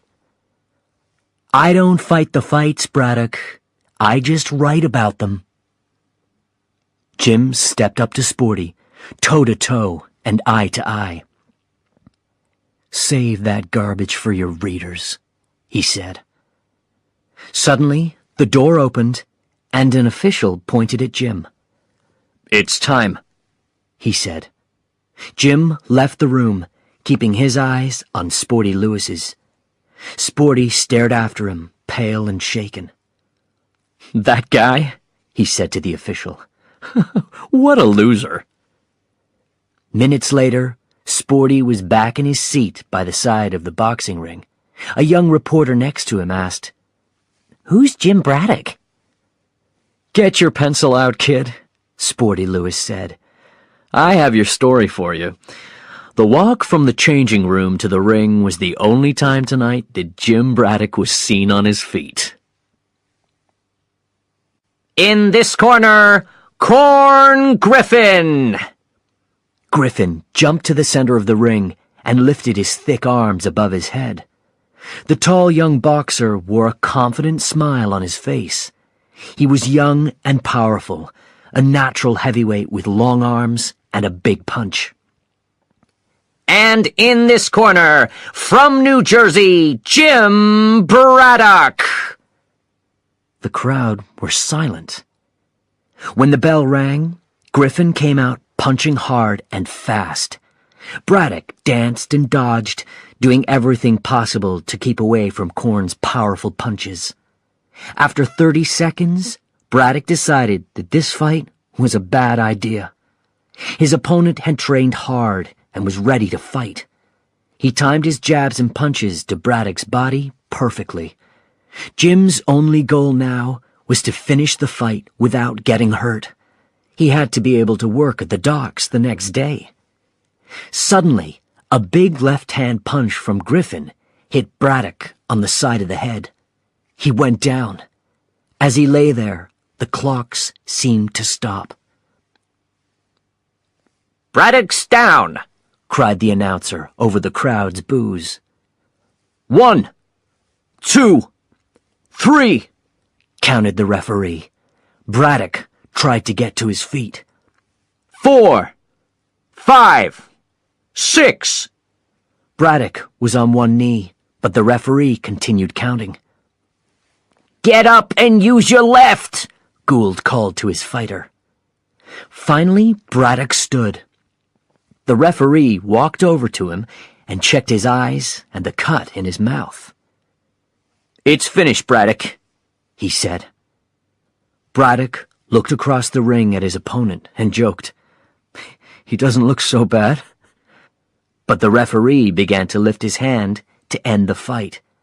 Jim held his arm with two gloved hands. "Please, let me fight." The referee paused, looking hard at Jim, and then he stepped to the side. The fight could continue. Griffin was waiting to continue his attack. Braddock answered one punch with a left-hand jab. It didn't hurt Griffin, but Jim was surprised that he could throw a left-hand punch at all. In the second round, Griffin continued to chase Braddock around the ring. The young fighter wanted to win by a knockout, and Jim had to keep moving to dodge Korn's punches. At the end of the round, Jim sat heavily in his corner. Joe poured water in the fighter's mouth. When it ran out again into the waiting bucket, it was pink with blood. Jim hardly heard his manager's words, though they were screamed into his face. "He's half a step behind you," shouted Joe. "Move to the side and see what happens. Hit him with two jabs, and then the big punch." The bell rang for the third round. Braddock moved out of his corner slowly. Griffin came out punching. Remembering Gould's advice, Braddock moved his shoulders to one side. Griffin didn't see the move, and Braddock hit him with a right that sent Griffin to the floor. The referee started counting. "That's it!" screamed Gould. The little manager started to dance and throw punches in the air. 3! The referee's count continued. Joe's eyes, shining with happiness and surprise, met Jim's. "Where have you been, Jimmy Braddock?" Griffin was back on his feet, but now Jim was the one moving with confidence. Braddock rushed forward, throwing punch after punch. Gould was screaming. "That's it! Send him home! Send him back south or wherever he comes from!" The punches didn't stop. They fell like rain on the soup line, like snow on the Newark docks. Finally, Braddock delivered a hard right punch and stepped away. The crowd just watched as Griffin fell forward. He landed on the floor and stayed there. In the silence that followed, Jim saw Sporty Lewis next to the ring. The reporter's eyes were big with surprise. The next second, the crowd went wild. "I can't believe it," the radio announcer was saying. "Korn Griffin, the number 2 challenger for the heavyweight title, has been knocked out by Jim Braddock in the third round." Before he left the dressing room with Joe Gould, Jim finished the bowl of food. "Imagine what I could do if I had steak," he joked. On their way out, they paused to watch the end of the evening's main event. The heavyweight champion of the world, Primo Carnera, was defending his title against a strong, young boxer called Max Baer. Baer's punch was so powerful that he had once killed a man in the ring. This was the fight the crowd had really come to see. In the last round of the fight, Max Baer's powerful punches were falling on Carnera without end. Carnera fell to the floor. "Imagine a punch like that hitting you," Joe said. Carnera was an enormous man, but Baer was much faster. All night he had danced and dodged Carnera's fists. Now, Carnera was bloody and beaten as he got to his feet, holding the rope with one glove. Baer just laughed at the defending champion, knocking away his weak punches easily. "Primo Carnera has been knocked down 11 times, the radio announcer was saying. and Max Bear looks sure that he will be the next champion." Carnera moved his tired body toward his opponent for a final attack. The challenger waited patiently with an ugly smile on his handsome face. When Carnera reached the center of the ring, Bear decided to end the fight, throwing punch after punch at the champion. It was so terrible that even Joe couldn't watch. Chapter 8. A Second Chance. Jim stepped out of the car in front of his apartment house. "Are you sure you won't come in and say hello?" he asked. "Are you still married to the same girl?" asked Joe. Jim gave the usual answer. "I was the last time I looked." Joe smiled. "Good night, Jimmy." The car drove off, and Jim stood outside the building. The Braddocks had sold their radio, so May and the kids didn't know the result of tonight's fight. The door opened, and Jay, Howard, and Rosie looked up at him with hopeful faces. May stood silently. "I won," he said. The children screamed and rushed toward him. Rosie pulled on his arm. "Daddy, Daddy, you have to see what I got you." She ran to the icebox. "Put it on your eyes," she said, pushing a thick steak into her father's hands. Jim looked at the meat. "Where did you get this?" "They all went to the butcher shop," said May. "I tried to take it back, but the butcher says he gave it to her." "It's a steak," said Rosie. "It'll fix your face." Jim held the thick steak up. He could almost smell it, hear it cooking. He went down on his knees to speak to his daughter, fighter to fighter. "Rosie, we have to eat this." But Rosie shouted, "No! You have to put it on your face." Jim knew that it was useless to argue. He lay back and placed the cool steak across his eyes. He waited a few seconds and then lifted one edge of the meat. Jay turned to his mother. "Do the announcer's voice, Mom." "Come on, May," said Jim with a smile. "Do the announcer." May's voice became loud. "Introducing the holder of the amateur title for light heavyweight and heavyweight, from New Jersey, the future heavyweight champion of the world, James J. Braddock!" These last words were shouted. The kids went wild, laughing and jumping around the room. Jim took the steak from his face. "This really worked," he told his daughter. "Let's eat." He crossed to the stove and started cooking the meat. Soon the sound and the delicious smell filled the apartment. "Jim," May whispered, "is it really just one fight, or are they letting you back in?" Jim kissed her head.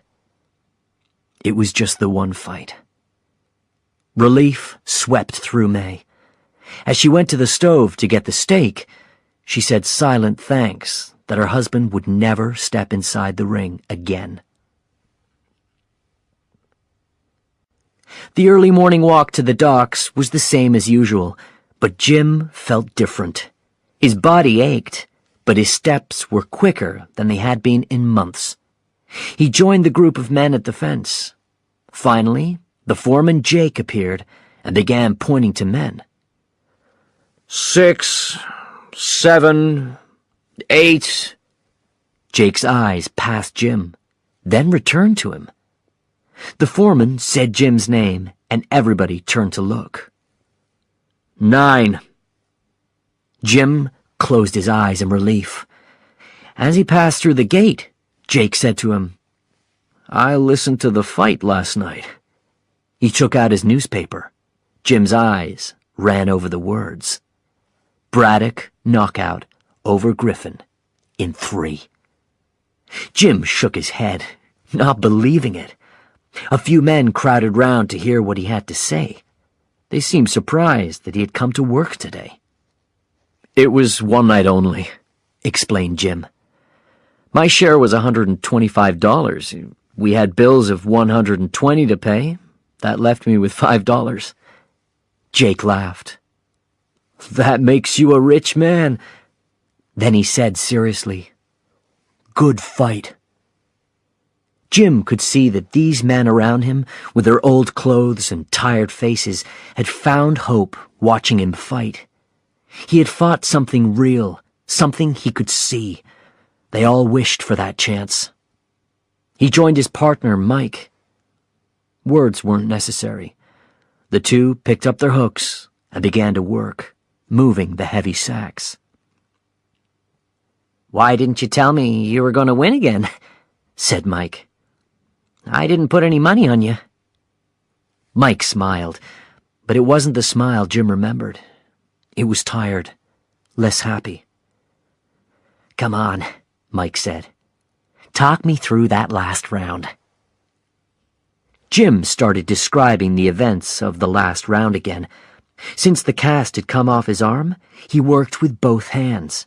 Without thinking, he moved the hook to his left hand and continued working with smooth, strong movements. A week later, May was walking back from the stores with Rosie when she saw a shiny new car drive away from their apartment house, Joe Gould's car. She found Jim standing in the yard behind the building.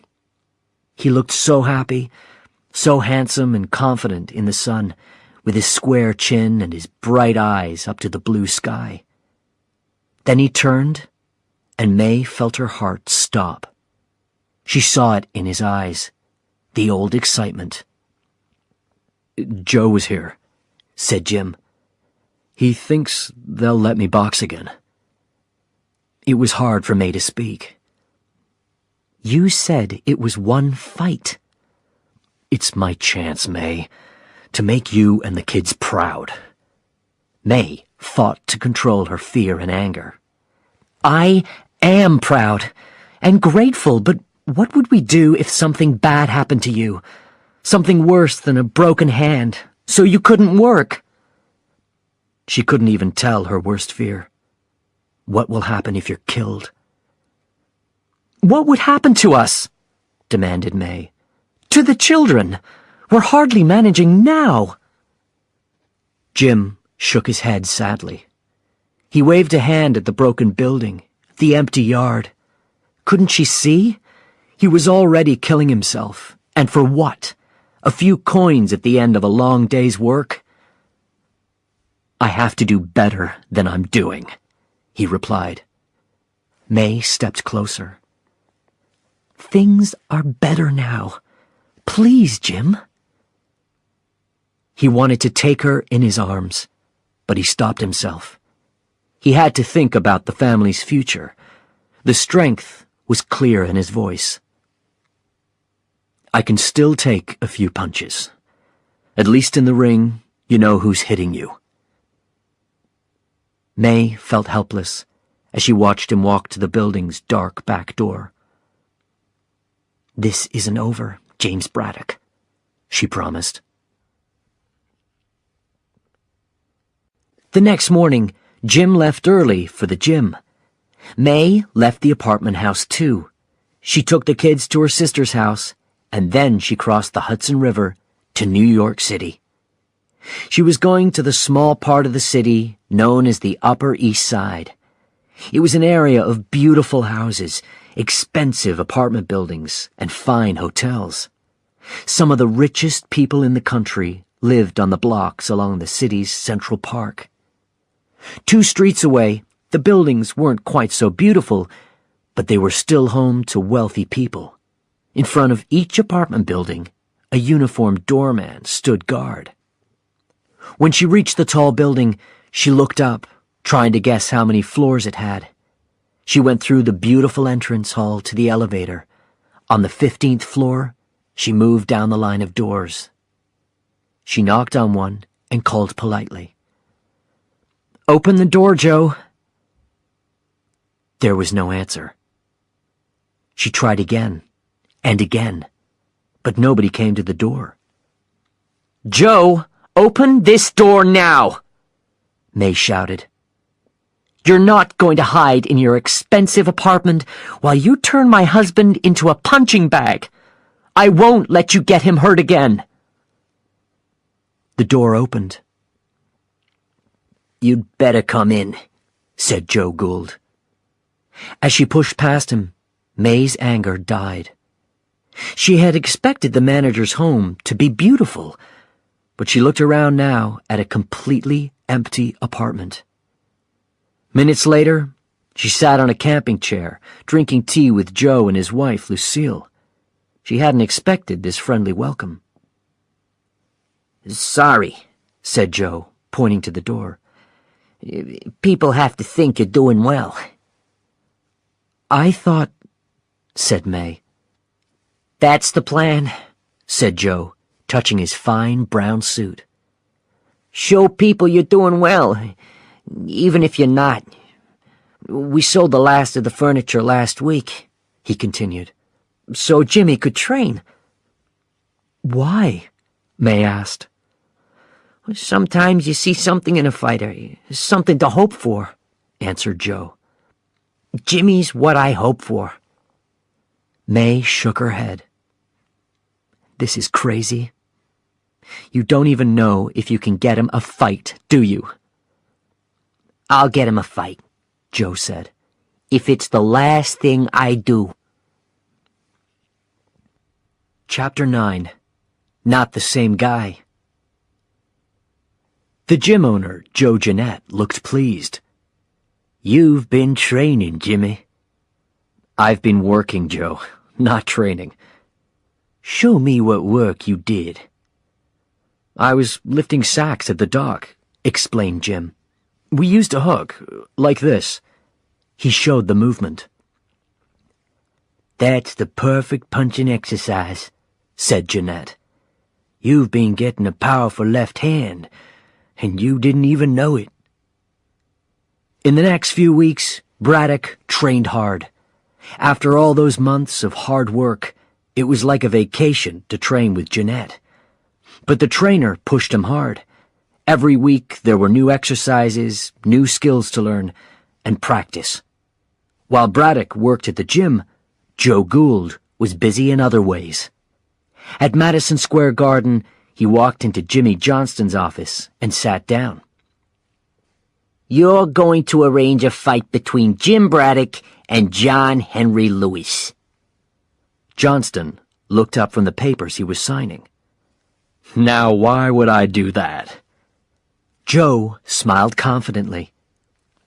"Lewis is number 2 in line to fight for the heavyweight title, and he's already beaten Braddock once before. So put Braddock against Lewis. If Lewis wins, your boy has had a good practice fight before his next opponent, and you make some money. If by some chance Braddock beats Lewis, you have a people's favorite, which means you make more money. Whatever happens, you're richer with Braddock back in the ring." Gould sat back. "So what do you say?" As soon as he got an answer, Joe rushed back to the gym. "I got you a fight," he told Jim from the ropes. "You're going to fight John Henry Lewis again." Jim climbed out of the ring. "I could kiss you." Joe took a step back. "Please, don't." The manager became suddenly serious. "I won't lie, Jimmy. You're in this fight because you're meat. But if you win it, I can get you another one. If you win the next, then everything changes." Jim understood. He turned toward the heavy punching bag. "Jimmy!" Joe called. Jim turned and saw the old fire in his manager's eyes. "Win," said Joe. It was the afternoon before the fight. Jim was still at home. "I know this isn't what you wanted," he said softly to May. "But I can't win if you don't support me." May put the pile of clean clothes down and stepped up to her husband. "I always support you," she whispered. While their parents were kissing, the three children took their chance to run out of the apartment. They walked through the small crowd that stood outside the building. Soon, they stood again in the butcher shop. "What can I do for you today?" Sam the butcher asked. "My dad's fighting a man who beat him badly once before," said Rosie anxiously. "What kind of steaks do you have?" Down the block, Jim stepped out of the apartment house and was met by a small crowd of neighbors. "We're all supporting you," said an old man. "Take him down, Jim!" cried another. Suddenly, a familiar face appeared in front of Jim. Mike Wilson. They shook hands. "I put some money on you," Mike said. "Mike, everybody expects Lewis to win," said Jim. But Mike just gave a confident smile. "Do you need some help in your corner?" he asked. Jim shook his head. "I have my regular guys for that. You know how it is, Mike." Mike's shoulders dropped, but he tried to laugh. "Sure I do, Jim. Now go and win the fight." The powerful jab pushed Braddock back against the ropes. John Henry Lewis was a young black boxer with quick hands and a lot of skill. His perfectly timed combinations of punches pushed Jim onto the ropes again. "Lewis is here to repeat his win over Braddock," said the radio announcer. For 3 rounds, the two fighters danced around the ring, looking for the other man's weak areas. Then, in the 4th round, the fight became serious. The fighters went toe-to-toe, refusing to step back. In his corner at the end of the round, Lewis looked confused. "You beat this guy easily last time," his manager screamed. Lewis just shook his head. "He isn't the same guy." In the opposite corner, Gould checked Braddock's face. The boxer was tired and breathing hard, his body covered with sweat. "He's even faster than I remember," said Jim. Gould spoke into the boxer's ear. "He's fast, but he'll be slower after a few more punches. Watch him, he always moves to the right." Both fighters started round 5 like mad animals. Leather gloves flew, and neither man backed away. Suddenly, Braddock hit his opponent with a powerful cross, and Lewis was down on one knee. When the fight continued, Lewis wasn't able to protect himself, letting Braddock knock him back onto the ropes. In the end, the judges gave the fight to Braddock. Some sports reporters said that he had deserved to win. Others said he had just hit Lewis with a few lucky punches. As Joe Gould gave Jim his share of the prize money, he said, "Take care of yourself. Our luck has changed. I'm sure of it."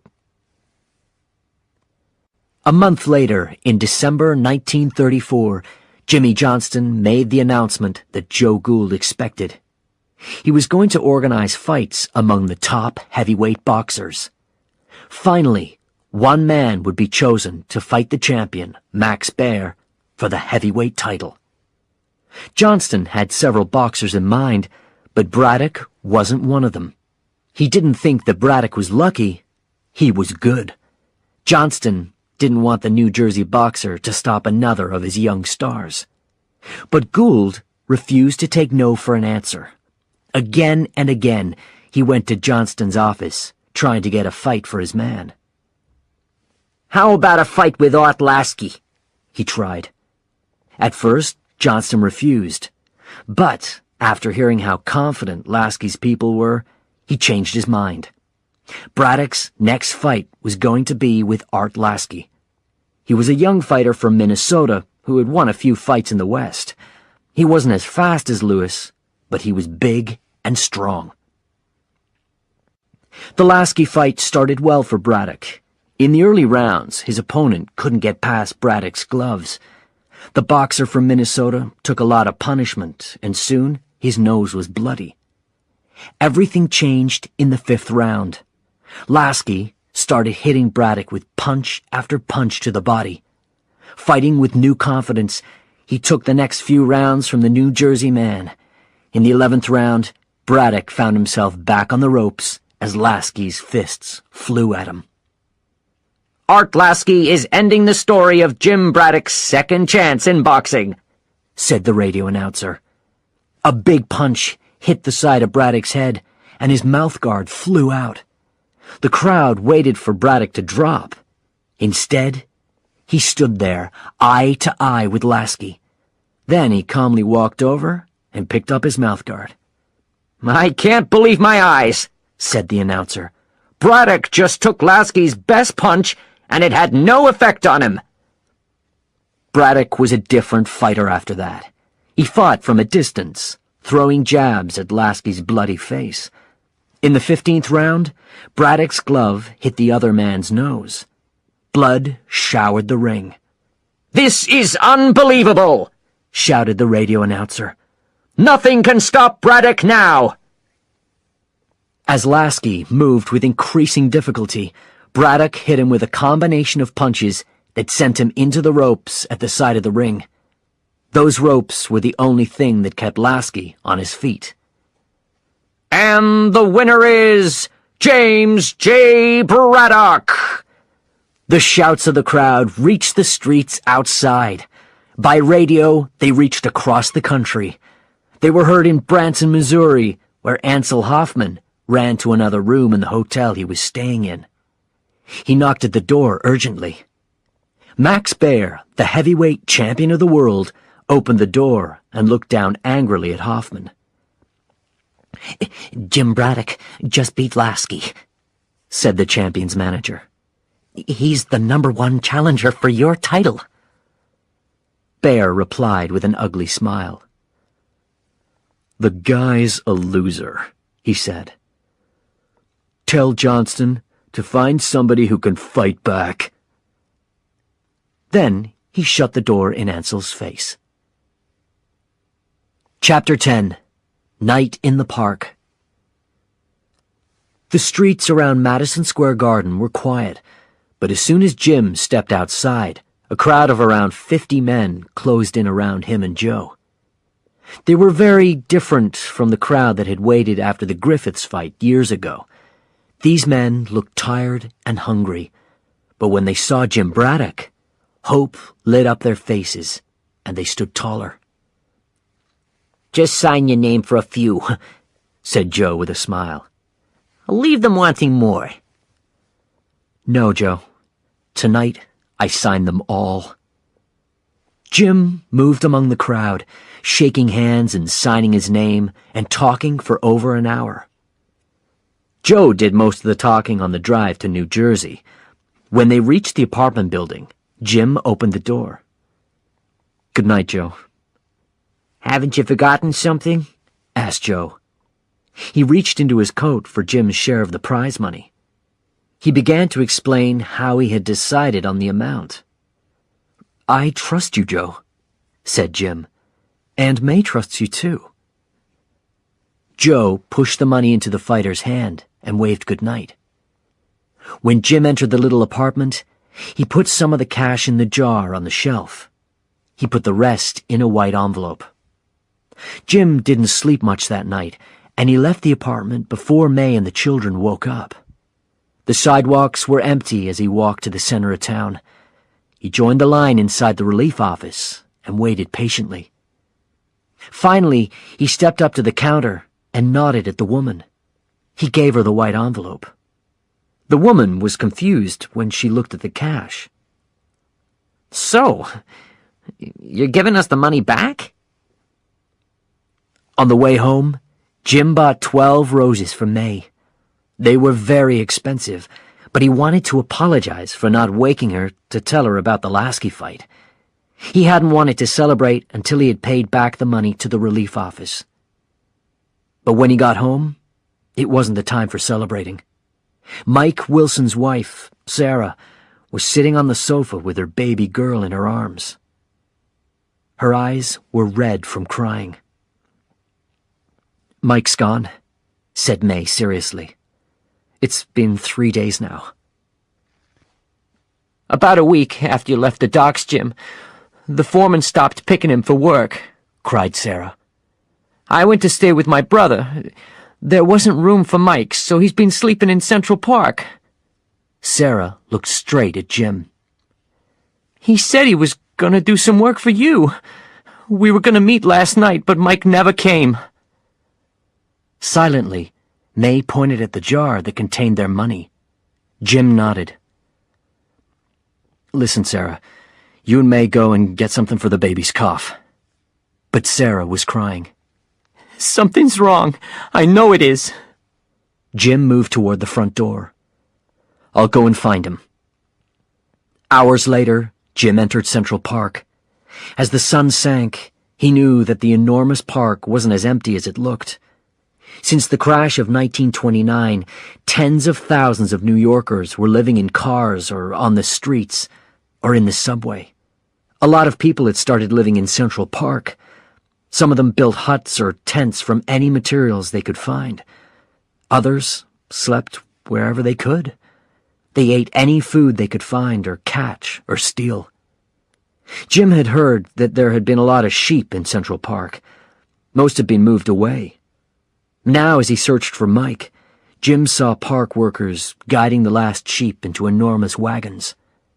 Jim watched until a policeman on a horse waved at him to move away.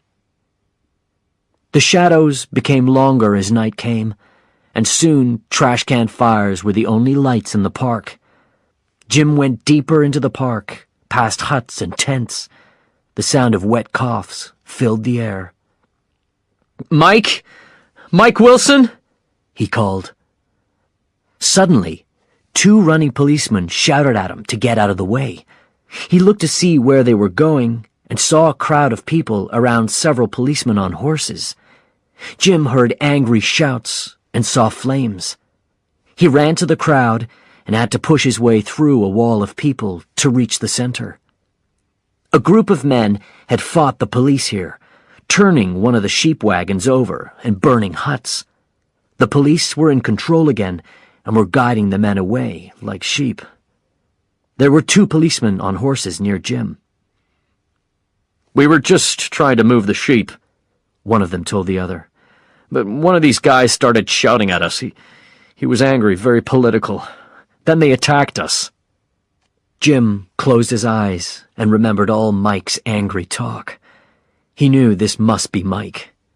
He began looking for his friend among all the fallen men on the grass. He got closer to the wagon that lay on its side. "A guy tried to free the sheep," a policeman was saying. "The horses were scared, and the wagon turned over."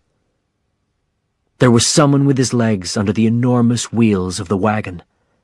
A group of men lifted the wagon up, and that's when Jim realized that there was a second man under the wagon, lying in a pool of blood. It was Mike. Jim's friend wasn't dead yet. Jim moved the hair from Mike's eyes. "Did you win?" Mike asked. His voice was soft and filled with pain. Jim nodded. "You're going to be okay, Mike," he said. Mike managed a weak nod. "I know it." But in the cold and dark of New York's Central Park, as the smoke from the burning huts blew over them and took away the last of the light, both men knew that this wasn't true. Few people came to Mike's funeral. It was a work day, and most people couldn't afford to lose a day's money. Only Jim and May Braddock and their 3 children stood with Sarah Wilson and her baby daughter as Mike's body was put into the ground. Jim spoke of Mike's love for his family, his wife. He didn't say what he felt, that Mike's death was a waste, a stupid, unnecessary waste. Jim understood why people got angry, but Mike's anger hadn't helped his wife or his daughter. Jim wished he had known how bad things had become for his friend. He couldn't forget how kind Mike had been to him when he started working at the docks. May's attention was on Sarah, whose eyes were far away. She seemed to be staring into the long future that waited for her without her husband. As she looked at Sarah, Part of May wondered if she was looking into a mirror of her own future. Maybe not today or tomorrow, but one day she might lose Jim. Chapter 11. Face to Face with the Champion. Madison Square Garden, March 24th, 1935. Jim Braddock and Joe Gould smiled for the cameras. Then it was time for the reporters' questions. Jim, do you have anything to say to our readers? Not everybody gets a second chance, answered Jim. He looked at May, who sat at the front in a new yellow dress, smiling nervously. I have a lot to be grateful for. A second reporter stood. Can you tell our readers why you gave your relief money back? Jim nodded. This great country of ours helps a man when he's in trouble. I've had some good luck, so I thought I'd return the money. Another reporter stood. Max Baer says that he's worried he's going to kill you in the ring. What do you say? May looked down at her hands. Jim looked the reporter in the eye. Max Baer is the champion, he said. I'm looking forward to the fight. The next question was from a familiar face. Sporty Lewis stood and turned toward May. Mrs. Braddock, how do you feel about the fact that Max Baer has killed 2 men in the ring? May could find no words. Mrs. Braddock, are you scared for your husband's life? Continued Lewis. A camera appeared in front of May's face. Jim jumped to his feet. She's scared for Max Baer, he shouted. Joe Gould lifted his arms like a referee. Okay. One more question. While Jim answered the last question, his eyes searched for May. She refused to look up, not wanting him to see the doubts and fear in her eyes. When Jim Braddock and Joe Gould entered Madison Square Garden's boxing club, Jimmy Johnston was waiting for them. The rich, powerful businessman waved a newspaper at the fighter and his manager. It says here that this fight is as good as murder, Johnston said, stepping close up to Braddock. This is my business, and I'm going to protect myself. You will know exactly what Baer can do before you get in that ring.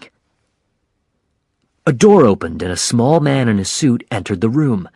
This was Johnston's lawyer, and he was followed by a secretary. Johnston went to a machine and began to show a film. It showed 2 boxers getting ready to fight. One was Max Baer. Johnston said the other man's name. That's Frankie Campbell, a good fighter who knows how to take a punch. The fight began. Johnston turned to Braddock.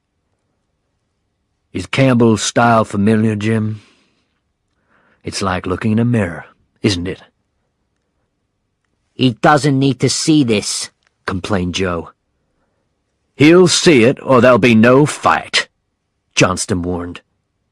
On the film, Campbell stepped forward with a good left jab, almost as good as Jim's. Baer blocked it easily, then hit back with his right. The punch was too fast to see, and it had a strange, terrible power. Campbell just stood there in confusion, with his gloves down by his side. The second punch hit the side of his head, and then Campbell was down, his legs wide, his eyes open, but seeing nothing. It was the second punch that killed him, said Johnston. You've warned us, said Joe. Now stop the film. No, said Jim, surprising both Joe and Johnston. Show it again. When the lights were back on, Johnston stared at Jim. Remember Ernie Schaff? He was a good fighter. Ernie took one of Baer's punches on the chin. He was dead and didn't know it. In his next fight, the first jab killed him. He sat back in his chair. Do you want to think about this fight? Jim hit his hands on the desk angrily. Do you think you're telling me something I don't know? He shouted. How many guys died because they didn't have enough food? Or because they had to work long hours and dangerous jobs to feed their families? I've thought about it as much as I'm going to. Okay, then. Johnston looked away. Why don't you both eat here tonight with your wives? The fight organizer smiled, but there was something about the look in his eyes that Jim didn't trust. Later that day, the two men returned to the club's restaurant with their wives. The four ate, talked, and laughed as a piano played quietly in the corner. After the meal, Joe pulled a newspaper out of his pocket. He turned to the sports pages and began to read. Jim Braddock is back from the dead to give hope to every American. Jim was surprised. Who wrote that? Sporty Lewis. The newspaper is calling you the Cinderella Man. Cinderella Man? Jim didn't look happy. Cinderella was a children's story. Wasn't Cinderella the girl who had to stay at home and clean while her sisters went to a wonderful party at the palace? I like it, said May, squeezing his hand. Suddenly, an enormous man with two young women on his arms walked in through the front door. Conversations died around the room. The man had thick black hair and the brightest blue eyes. He was wearing an expensive white jacket, but he looked dangerous. As usual, all eyes in the room turned to him. This was Max Baer. Jim turned to his manager. Do you think Johnston planned this? He asked angrily. Joe nodded. Sure. More pictures for the papers. Physically, Baer was the perfect boxer. He had a narrow waist, wide shoulders, strong legs, and long arms. He was young, too, at 26, 3 years younger than Jim. And he had the strongest punch Joe Gould had ever seen. Probably the strongest punch in the history of boxing. Joe knew that there were ways to beat the champion. His right-hand punch was so powerful that he hadn't really worked on improving his left hand. But Joe couldn't forget the sight of Baer destroying Primo Carnera. The big Italian had been knocked down 11 times in that fight. Joe's attention moved away from Baer when a waiter arrived with a bottle of wine and 4 glasses. From the gentleman at the bar. Mr. Baer said I should wish you good luck. Jim looked at May. The blood had run from her face, leaving her pale with worry. He stood. Get the coats, Joe. Then he began walking toward the bar. Baer gave a big smile when he saw Jim coming. Look, it's the Cinderella Man, he shouted. Jim stood toe-to-toe with the champion. You keep saying in the newspapers that you're going to kill me in the ring. I have 3 little kids. You're upsetting my family. Baer moved closer. His voice was quiet as he said, Listen to me, Braddock. I'm asking you not to take this fight. And people admire you. You seem like a nice guy, and I don't want to hurt you. It's no joke. They're calling you the Cinderella Man. Well, people die in children's stories all the time. Suddenly, a small crowd of reporters and photographers ran into the club. Baer turned to face the cameras and smiled. His voice was loud again as he started performing for the cameras. If you're smart, you'll fall over in the first round, he told Jim. Jim's eyes met Baer's. I think I'll try for a few rounds, he said. Baer noticed May, standing behind Jim now. You should talk to him, he said. You're much too pretty to lose your husband. Jim squeezed his fist into a ball ready to attack, but Baer continued to look at May. Maybe I can take care of you after he's gone. This time, Joe Gould jumped, waving his fists at the champion. Jim pulled him back. May stepped up to the bar. Bear's bright blue eyes followed her as she picked up his drink, then threw it in his face. Bear just laughed as he dried his face. "Did you get that, boys?" he said to the reporters. "Braddock has his wife fighting for him." Jim stepped up to Max Bear. The two boxers were nose to nose. Then Jim turned, took his wife's hand, and led her away. As they left, the sound of Bear laughing followed them into the street. Chapter 12. The Big Day. Keep your head down and give me a combination. Left, right, left. Jim was teaching Jay and Howard how to box. Jay threw out a right fist and lifted his chin. Jim reached forward and gently hit his son's chin. "Don't take your eyes off your opponent," he said. "That's enough now," said May from the kitchen sink. Jim looked at his boys proudly. "There's more than one fighter in the Braddock family." As the two boys continued to box, they knocked over a chair. May turned. "I said that's enough," she cried. "No boxing in the house." She pointed at her two sons. "You're going to stay in school, then college. You're going to have professions. You are not going to have your heads broken in the boxing ring. Is that clear?" The boys froze. Before they could reply, May ran out of the apartment. As she stood outside, she could still hear Sporty Lewis's words in her head. "Max Bear has killed 2 men in the ring." She didn't turn when she heard Jim's steps. "When you boxed before, sometimes I hoped that you would get hurt, just enough so you couldn't fight again. I always knew a day would come when a fight could kill you. And now it's here." She looked her husband in the eye. "Why? Why fight him?" "This is what I know how to do," said Jim simply. May waited for Jim to take her in his arms, to say that he had changed his mind, but he didn't. Part of him wished that he could, but it was impossible. She didn't understand how it felt for men like Jim or Mike Wilson, strong, hard-working men who were told that they were useless. There were thousands of people like this now, and they found hope in the fighter they called the Cinderella Man. Jim had to fight, for them. May's fear turned to anger. "I supported you until now," she said. "But not for this, Jim. I just can't." Her voice went cold. "You find a way out of this fight.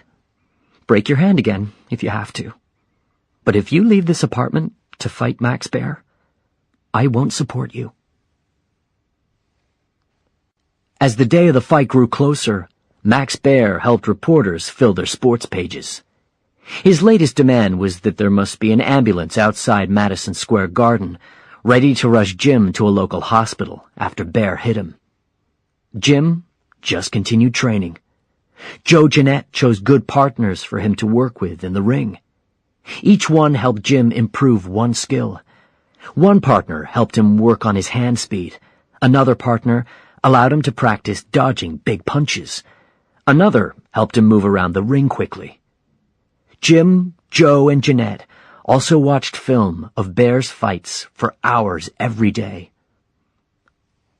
"Watch him," said Jeanette, pointing.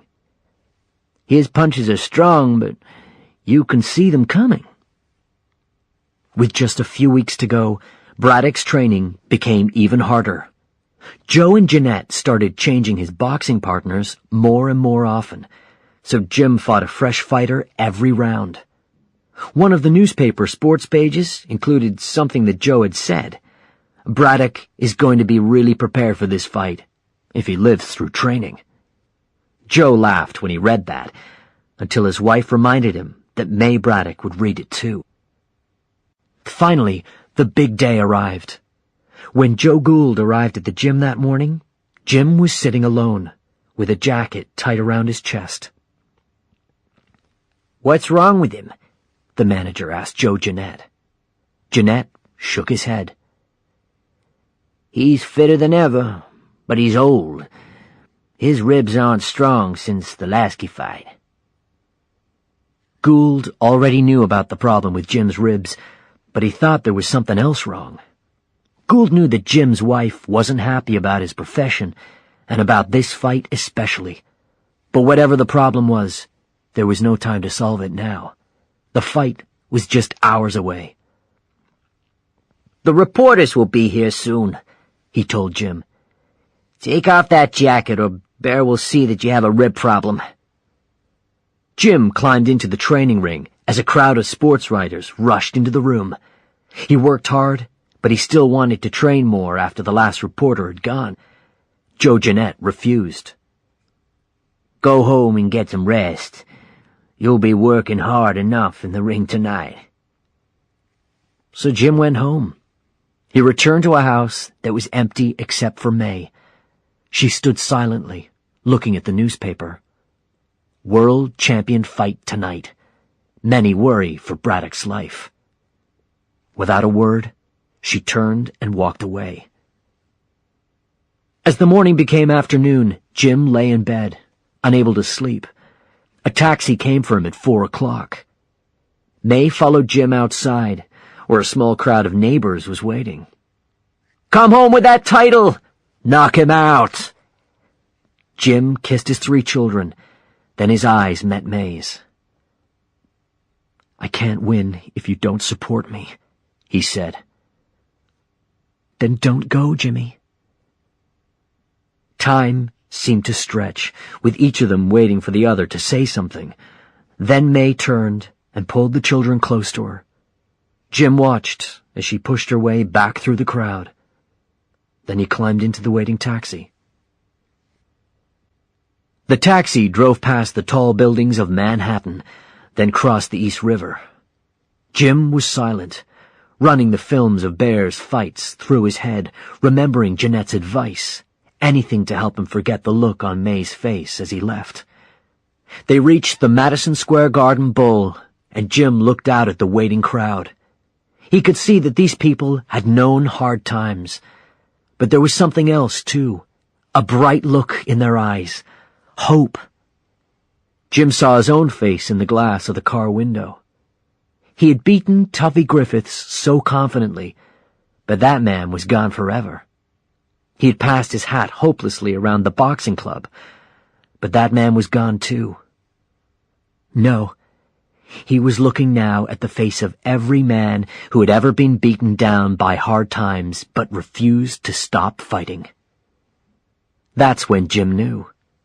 No matter what happened tonight, he wouldn't give up. He would die trying. It was a hot day, and getting hotter. Jim sat in his dressing room, waiting to go out and be weighed. "Come on, champion," said Joe Gould when there was a knock on the door. "Wait a minute," said Jim. "The last time I looked, I was the challenger, not the champion." "I know what I said," replied Joe. On his way to the weighing room, Max Baer had seen an old trainer who had worked with him years before. There were angry words, and Baer hit out at the man. Cameras recorded the attack. When there was peace in the room again, officials and reporters watched the 2 boxers being weighed. It was very hot in the crowded room. Max Baer went first, stepping up with his fists above his head and an ugly smile on his face. 95.5 kilograms, the judge announced. Then it was Jim's turn. 86.5 kilograms. Max Baer was waiting for him when he stepped down. "How does the story go?" said Baer, loud enough for all the reporters to hear. "The clock strikes midnight and then Cinderella loses her skirt." People laughed, and more photos were taken, but Jim didn't care. He would have the chance to reply later, in the ring. He went back to his dressing room to get ready for the fight. Max Baer returned to his dressing room. His trainer was waiting with something for the champion to watch. A film of Braddock's fight against Art Lasky. "Look, right there," said the trainer, as Lasky hit Braddock in the ribs, clearly hurting him. "Braddock's ribs are weak. If you can hit them with a few good jabs, you'll really hurt him." "I don't need to," answered Baer. "I can knock this loser down any time. I just need to give the crowd a good show before I kill him." Baer's manager, Ansel Hoffman, came into the room. "Did you get it?" asked the champion. Hoffman nodded. "The ambulance is waiting outside. There's a doctor there, too." Max looked in the mirror. "That's all I can do for him. Now Braddock's on his own." May spent the rest of the day at her sister's house. As the children played, she and Alice sat and talked, but they didn't discuss the real reason for May's visit. As the afternoon shadows grew longer, May became quieter. At 5 o'clock she stood. "No radio, Alice," she said. "I'll be back soon." May walked through the empty streets of Newark until she came to the family's church. Father Rorik stood at the door. There were crowds inside. "Father?" May asked, confused by the crowd. "I came to say a few words in church for Jim." "All these people are doing the same," said the priest. "They think Jim's fighting for them." May looked at the crowd again. All of these people were beaten down by hard times. They admired her husband. If he could fight and win, maybe they could. "Yes, I understand now," said May. She turned and hurried down the street. She could hear radios through open windows and doors. Everybody was getting ready to listen to the fight. At the docks, in homes and bars, in Sam the Butcher's. Beyond Newark, too, across the country. People wanted the Cinderella Man to win. They wanted him to become the prince, the king, the champion. Joe Gould was taping Jim's hands in the dressing room.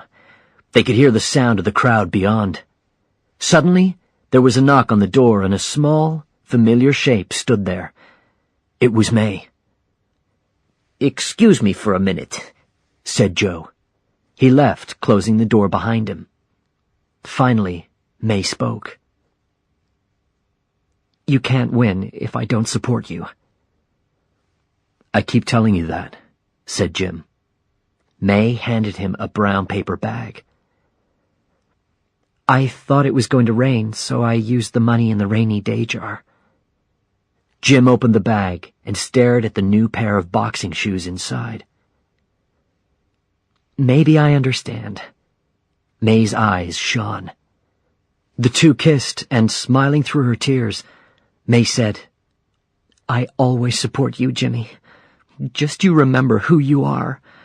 You're everybody's hope, and your kid's hero, and you're the champion of my heart, James J. Braddock." It was almost fight time. "See you at home, okay?" May whispered as she moved to the door. "Please, Jimmy." Jim nodded. "See you at home." Chapter 13. The Hopes of the Crowd. Madison Square Garden Bowl, Long Island City, New York, June 13th, 1935. As Jim Braddock stepped out into the bright lights, the crowd became silent. The ring seemed so far away. Between him and it were thousands of people, Jim's people. He knew the looks on their faces, people who saw no chance of a future. Some had spent their last dollar to be here, but tonight they all held their heads high. Their eyes followed him with the wild hope that the story of the Cinderella Man would have a happy ending. It was the strangest walk to the ring Jim had ever made. As he passed, people got to their feet. They smiled and nodded and waved at their hero, but they were still silent. Finally, someone called his name, and the shout broke the silence for everybody. The whole crowd, 35,000 people, began to shout, and the noise went up to the star-filled sky. May's sister Alice was looking for Jay, Howard, and Rosie to call them to supper. There was no sign of the children. Were they hiding? She was going to look outside when she heard a sound from the closet under the stairs. All three children were sitting around a radio. They looked up at their aunt, and Alice knew that she couldn't stop them. Without saying a word, she sat down next to the children and listened to the announcer on the radio. "I don't know if you can hear me," the announcer was shouting. "I can't hear myself. The crowd is on its feet, and the noise is deafening." Back in the Madison Square Garden Bowl, the crowd was silent again when they realized that Max Baer was walking to the ring. The champion felt the crowd's fear. He enjoyed it. When he had climbed into the ring, Baer ran around and accepted the crowd's boos with a confident smile on his face. The referee called the boxers and their cornermen to him. "I want a clean fight," he said. "When I say break, step back immediately. And remember," he looked at Jim, "protect yourself at all times." As the fighters touched gloves, Baer's cornerman held a gold watch in front of Braddock's face. 1 minute to midnight, Cinderella. He laughed. The fighters returned to their corners.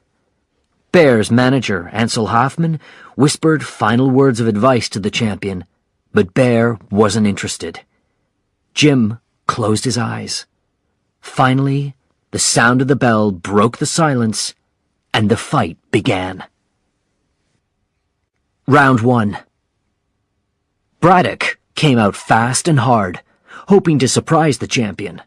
Showing no fear, he hit Baer with a right hand and then followed it with a left to the body.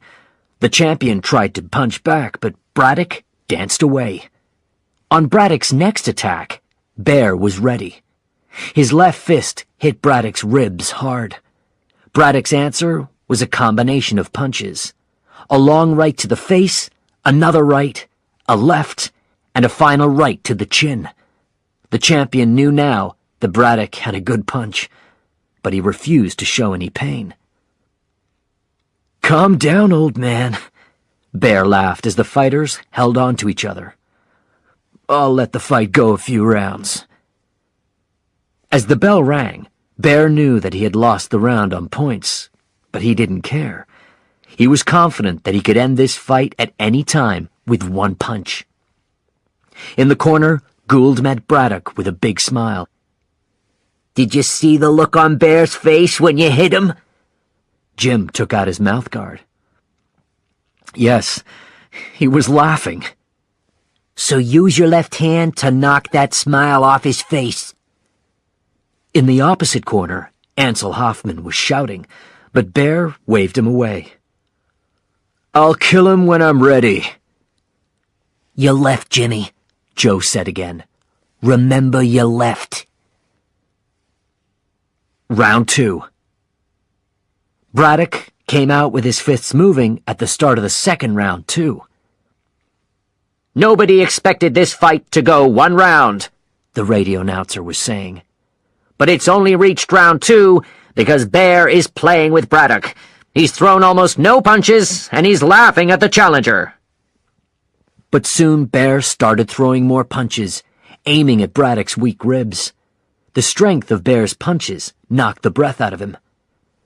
"The champion has really hurt the challenger," said the announcer. The crowd began to boo. "That's the right place, isn't it, old man?" said Baer. The referee separated the fighters at the sound of the bell. One of Braddock's cornermen worked on the fighter's cuts, while the other gave the boxer water. Jim coughed it back up. He needed air, not water. Joe examined Jim's ribs. "They're not broken," he said. "Not yet." Across the ring, Bear was playing and acting for the cameras. As he watched this, Jim realized that he himself didn't care about pleasing the crowd now. He wasn't even fighting Bear. He was fighting to beat the thing that had beaten him. He was fighting for his family's future. Round 3. For the third time, Braddock came out fast. He threw his punches at Bear's head, but the champion's punches were aimed at his opponent's body. Bear continued to hit Braddock's ribs hard with both hands. He hit Braddock with a low punch, and the referee warned the champion to keep his fists up. Before the fight started again, Gould saw that Braddock's gloves were down by his side, but there was no time to shout a warning. Bear had seen it too. He hit the side of Braddock's head with a big left-hand punch. Jim's legs bent. He was clearly in terrible pain. Was he going to fall? Gould froze in fear. He thought about giving in, ending the fight. "Give him a chance, Joe," said the cornerman. A few seconds later, Jim stood straighter and reached for the ropes. Bear couldn't believe it. He attacked again, but this time Braddock hit back with a long right, then a left jab that made Bear's head look like a punching bag. "That's it!" shouted Gould, jumping up and down. Round 4. From the start of the next round, both men stood toe-to-toe, throwing jabs. Braddock's feet were quicker and his punches more effective, so Bear started aiming for the body again. After a few good punches to the ribs, he was sure that every breath caused Braddock terrible pain. The two men held each other again, and the referee called for them to break. But Bear continued to hold Braddock. "Dirty fighting!" shouted Gould angrily from the corner. "I warned you," the referee told Bear. "When I say break, you break." The crowd booed as Bear finally stepped back. He shook the sweat from his thick black hair and held up his hands to apologize. Out of the corner of his eye, he could see that Braddock wasn't protecting himself. Without warning, Bear turned and delivered an enormous punch to Braddock's ribs. To everybody's surprise, especially Bear's, Braddock replied with a combination of left-right punches before stepping back. Round 5. Bear's manager, Ansel Hoffman, couldn't understand it. The challenger's ribs were in bad condition, but Braddock was still controlling the fight, jabbing Bear again and again and tiring him.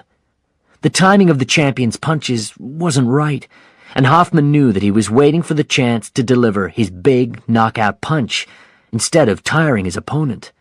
But Bear wasn't able to hit Braddock, who dodged and danced away skillfully. The champion was getting angry now. He hit Braddock with an illegal backhand punch as the referee separated the two fighters. The referee warned Bear, but the two men continued fighting before holding on to each other again. "Step back!" shouted the referee, but the two men didn't let go. Braddock hit the champion's chin with his head. The champion shouted in anger. He lifted Braddock and threw him into the ropes, paying no attention to the boos of the crowd. When the round was over, Hoffman shouted angrily at Bear. "What are you doing?" "Relax," the champion told him. "I'll relax," replied Ansel, "when we walk out of here with the title." Round 6. Bear hit Braddock with 3 good punches in the first seconds of the round. Blood poured from the challenger's nose and mouth. But then suddenly, it seemed to Bear that a train had hit him. It was Braddock's right hand, and it hit the champion on the chin with enormous power. Bear stepped back, fighting for air. But Braddock gave him no space, throwing punch after punch with his left hand. One of them hit the champion just above the eye. Bear fought back, but his aim wasn't as good as the challenger's. His right eye began to close. For the first time in this fight, Bear felt relief when the bell rang. He promised himself that he would end the fight in the next round, even if he had to kill the Cinderella Man to do it. Round 7. As soon as the round began, it was clear that Bear had a new attitude. Joe Gould could see it. The crowd could also feel the change. Bear wanted to finish this fight now. But Braddock wasn't afraid. He met the champion in the middle of the ring, and the two fighters continued the fight. Bear hit Braddock with several punches to the body. The last of these hit below the belt. "Keep your punches up, Max," said Braddock. Bear smiled and delivered a combination of punches to his opponent's body and head. "Is that up enough?" Braddock forced himself to smile through the pain. "That's fine, Max." As the bell rang, Bear continued throwing punches. Braddock hit back as hard as he could, but Max Bear just laughed. "I can't believe this," said the radio announcer. "Everybody expected the champion to win easily, but now, after the 7th round, neither fighter is ahead. Either of them could win." Chapter 14. The Luckiest Man. "Alice?" The house seemed empty. May looked at the uneaten meal on her sister's kitchen table. Then she heard noises from the closet in the hall. They were all there, May's 3 children and her sister, listening to the fight on the radio. "The crowd was expecting big things from champion Max Bear in the 8th round," the radio announcer was saying. "But Jim Braddock refused to be beaten." Rosie looked up and saw her mother. "It's the police," she said to the others. By the 9th round, it was a fact that Braddock had fought better than anybody expected, continued the announcer. But some people were saying that Bear allowed this to happen. In the 10th round, the champion was in complete control of the fight. May reached to turn off the radio. Jay's eyes met hers. "Please, Mom." She looked into their hopeful faces and knew that she couldn't say no, but she refused to listen herself. Without a word, she turned and walked away as the 11th round began. Round 11. Bear was mad as he rushed out. He chased Braddock around the ring, throwing punches at the challenger. And then it came. Bear's big punch, the one that had killed 2 men. When it hit him, Braddock's mind was in a fog. He felt heavy and light at the same time, and his legs could only just support him. He felt the ropes on his back. Suddenly, a memory of his family came into Jim's head. His wife and children. The reason why he was here. He let the rope support him for a few seconds, and then he pushed forward, back on his feet. Bear just stared at Braddock, unable to believe that the challenger had taken the punch and not been knocked out. Jim looked back into Bear's broken face and smiled. For the rest of the round, Bear tried to finish his opponent, but his wild punches missed. Braddock hit back with a jab, a cross, another jab. With each punch, he felt his strength returning. There was blood on Bear's face now. At the end of the round, Braddock's cornermen worked urgently on the cut under the fighter's eye. Joe Gould seemed close to tears. "Jimmy," said his manager. "Win or lose." "Thanks, Joe. For all of it." Jim lifted a bloody glove. "Now stop talking." Round 12. Bear started the 12th round still trying to finish the fight with one big punch, but the challenger was faster and dodged the punches. "He's slow!" shouted Gould from the corner. The crowd was shouting in both happiness and fear.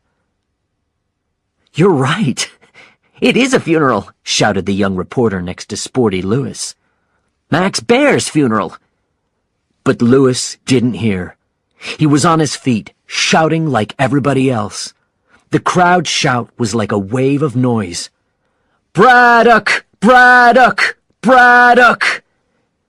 It was too much for Max Bear. He ran at Braddock, moving his fists fast and hard. The punches hit the challenger, the last one below the belt. Braddock bent over in pain as the round ended.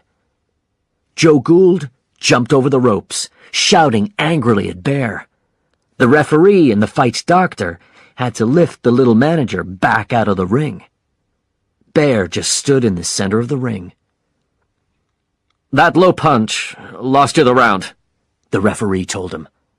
Bear waved him away and moved back to his corner. Ansel Hoffman was waiting for him. "You're losing. Are you listening to me? Do you want to lose the title to this nobody?" At her sister's house in New Jersey, May had stopped pretending to herself that she was reading the newspaper, that she wasn't listening to the radio. She went back to the hall, where the others still sat listening. May hid around the corner so her children couldn't see her. She stood in the dark and listened to the 13th and 14th rounds with growing fear. At last, when there was just one more round in the fight, she stepped out of the shadows. Rosie moved to the side. "Sit here, Mommy." May joined her children. Pale with worry, she listened to the announcer. It's the 15th and final round. The crowd is shouting at Braddock to stay away because Bear is looking for the knockout. But Braddock is not staying away, and Bear is delivering the biggest punches of his life. May saw the fear now in her children's eyes. Would their father come home tonight? But Braddock is not only standing, he's coming forward. Round 15. In the ring, Max Bear and Jim Braddock were beaten, bloody, and tired. They fought for air as they circled each other, looking for a chance to get past their opponent's defenses. Bear's fists flew, and all of his punches were strong enough to knock a man out, but they were wild and anxious. Braddock remained on his feet. He kept coming forward, bringing the fight to Bear. The final seconds of the fight seemed to stretch forever. For the boxers, the crowd seemed to disappear. The referee, the judges, and the managers were gone too. For each man, there was only the other fighter. Braddock danced to the side and threw a jab. Bear saw his chance. He threw his famous right punch and hit Braddock right in the head. It knocked the challenger to the side, and now Bear could hit him with the second punch. Silence fell over the crowd. Was this the end? No. Braddock turned and just managed to dodge the next punch. He hit back, and the two men were still throwing punches when the final bell rang. The fight had ended. Everybody waited to hear the fight officials announce a winner. It was clear which fighter the crowd wanted. Braddock! Braddock! Braddock! Minutes later, Braddock was still resting on the ropes while the fight doctor examined him and Joe Gould took his boxing gloves off. "I don't like it," said Joe. "The judges are taking too long." A shadow fell across their corner. It was Max Bear, who looked Jim Braddock in the eye. "You beat me. It doesn't matter what they say." Jim tried to find the right words, but Bear was gone before he had a chance to say them. At last, the judges handed a small white card to the fight announcer. He climbed over the ropes and moved to the microphone in the middle of the ring. Ladies and gentlemen, the winner and new heavyweight champion of the world. The rest of his words were lost in an explosion of noise. The same noise filled the streets of Newark.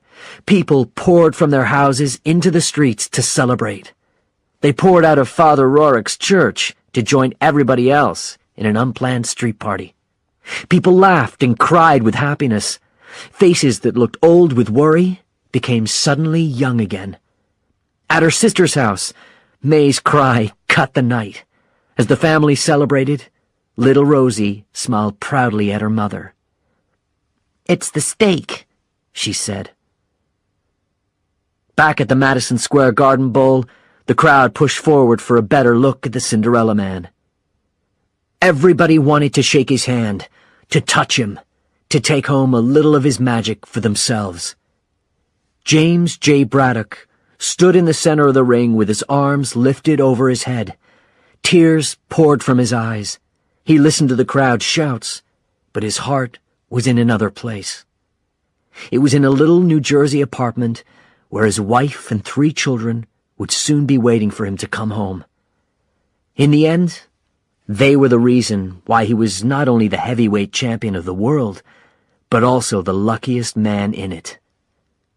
And so, James J. Braddock, at the age of 29, became the heavyweight champion of the world on June 13th, 1935. None of the judges disagreed with the decision. For the public and the press, his win was one of the biggest surprises in the history of the sport. Most agreed that Bear had been beaten by a better boxer on the night. For 2 years, Braddock didn't box again. Finally, a fight was arranged with Joe Louis, the Brown Bomber from Detroit. On June 22, 1937, the 2 fighters met in Chicago. By this time, Braddock was not as strong or healthy as he had been. His left arm was very weak, but he still managed to knock Louis down in the first round. By the 4th round, Joe Louis was controlling the fight. According to Braddock, "After a couple of rounds, I knew I was in there with a great fighter." The end came when Louis knocked Braddock out in the 8th round. "When he hit me with that right, I just lay there." Joe Louis later became one of the greatest heavyweight title holders in the history of boxing. James J. Braddock fought one more fight after that in 1938 against a young boxer from Wales, Tommy Farr. Farr had lasted all 15 rounds against Louis, and most people expected him to beat Braddock. Again, Braddock surprised everybody by winning the fight. Then he decided to leave the sport as a winner. "I've won my last fight," he announced to the press. After he stopped boxing, Jim Braddock remained friends with Joe Gould, and Braddock had a lot to thank his manager for. When Gould had allowed Joe Louis to challenge Braddock for the title in 1937, he had demanded money from all Joe Louis's heavyweight title fights for the next 10 years if Louis won. Jim and May Braddock were never poor again. The couple lived in the same New Jersey house that they bought after Jim won the heavyweight title. Jim spent the rest of his life surrounded by friends and neighbors who admired and loved him.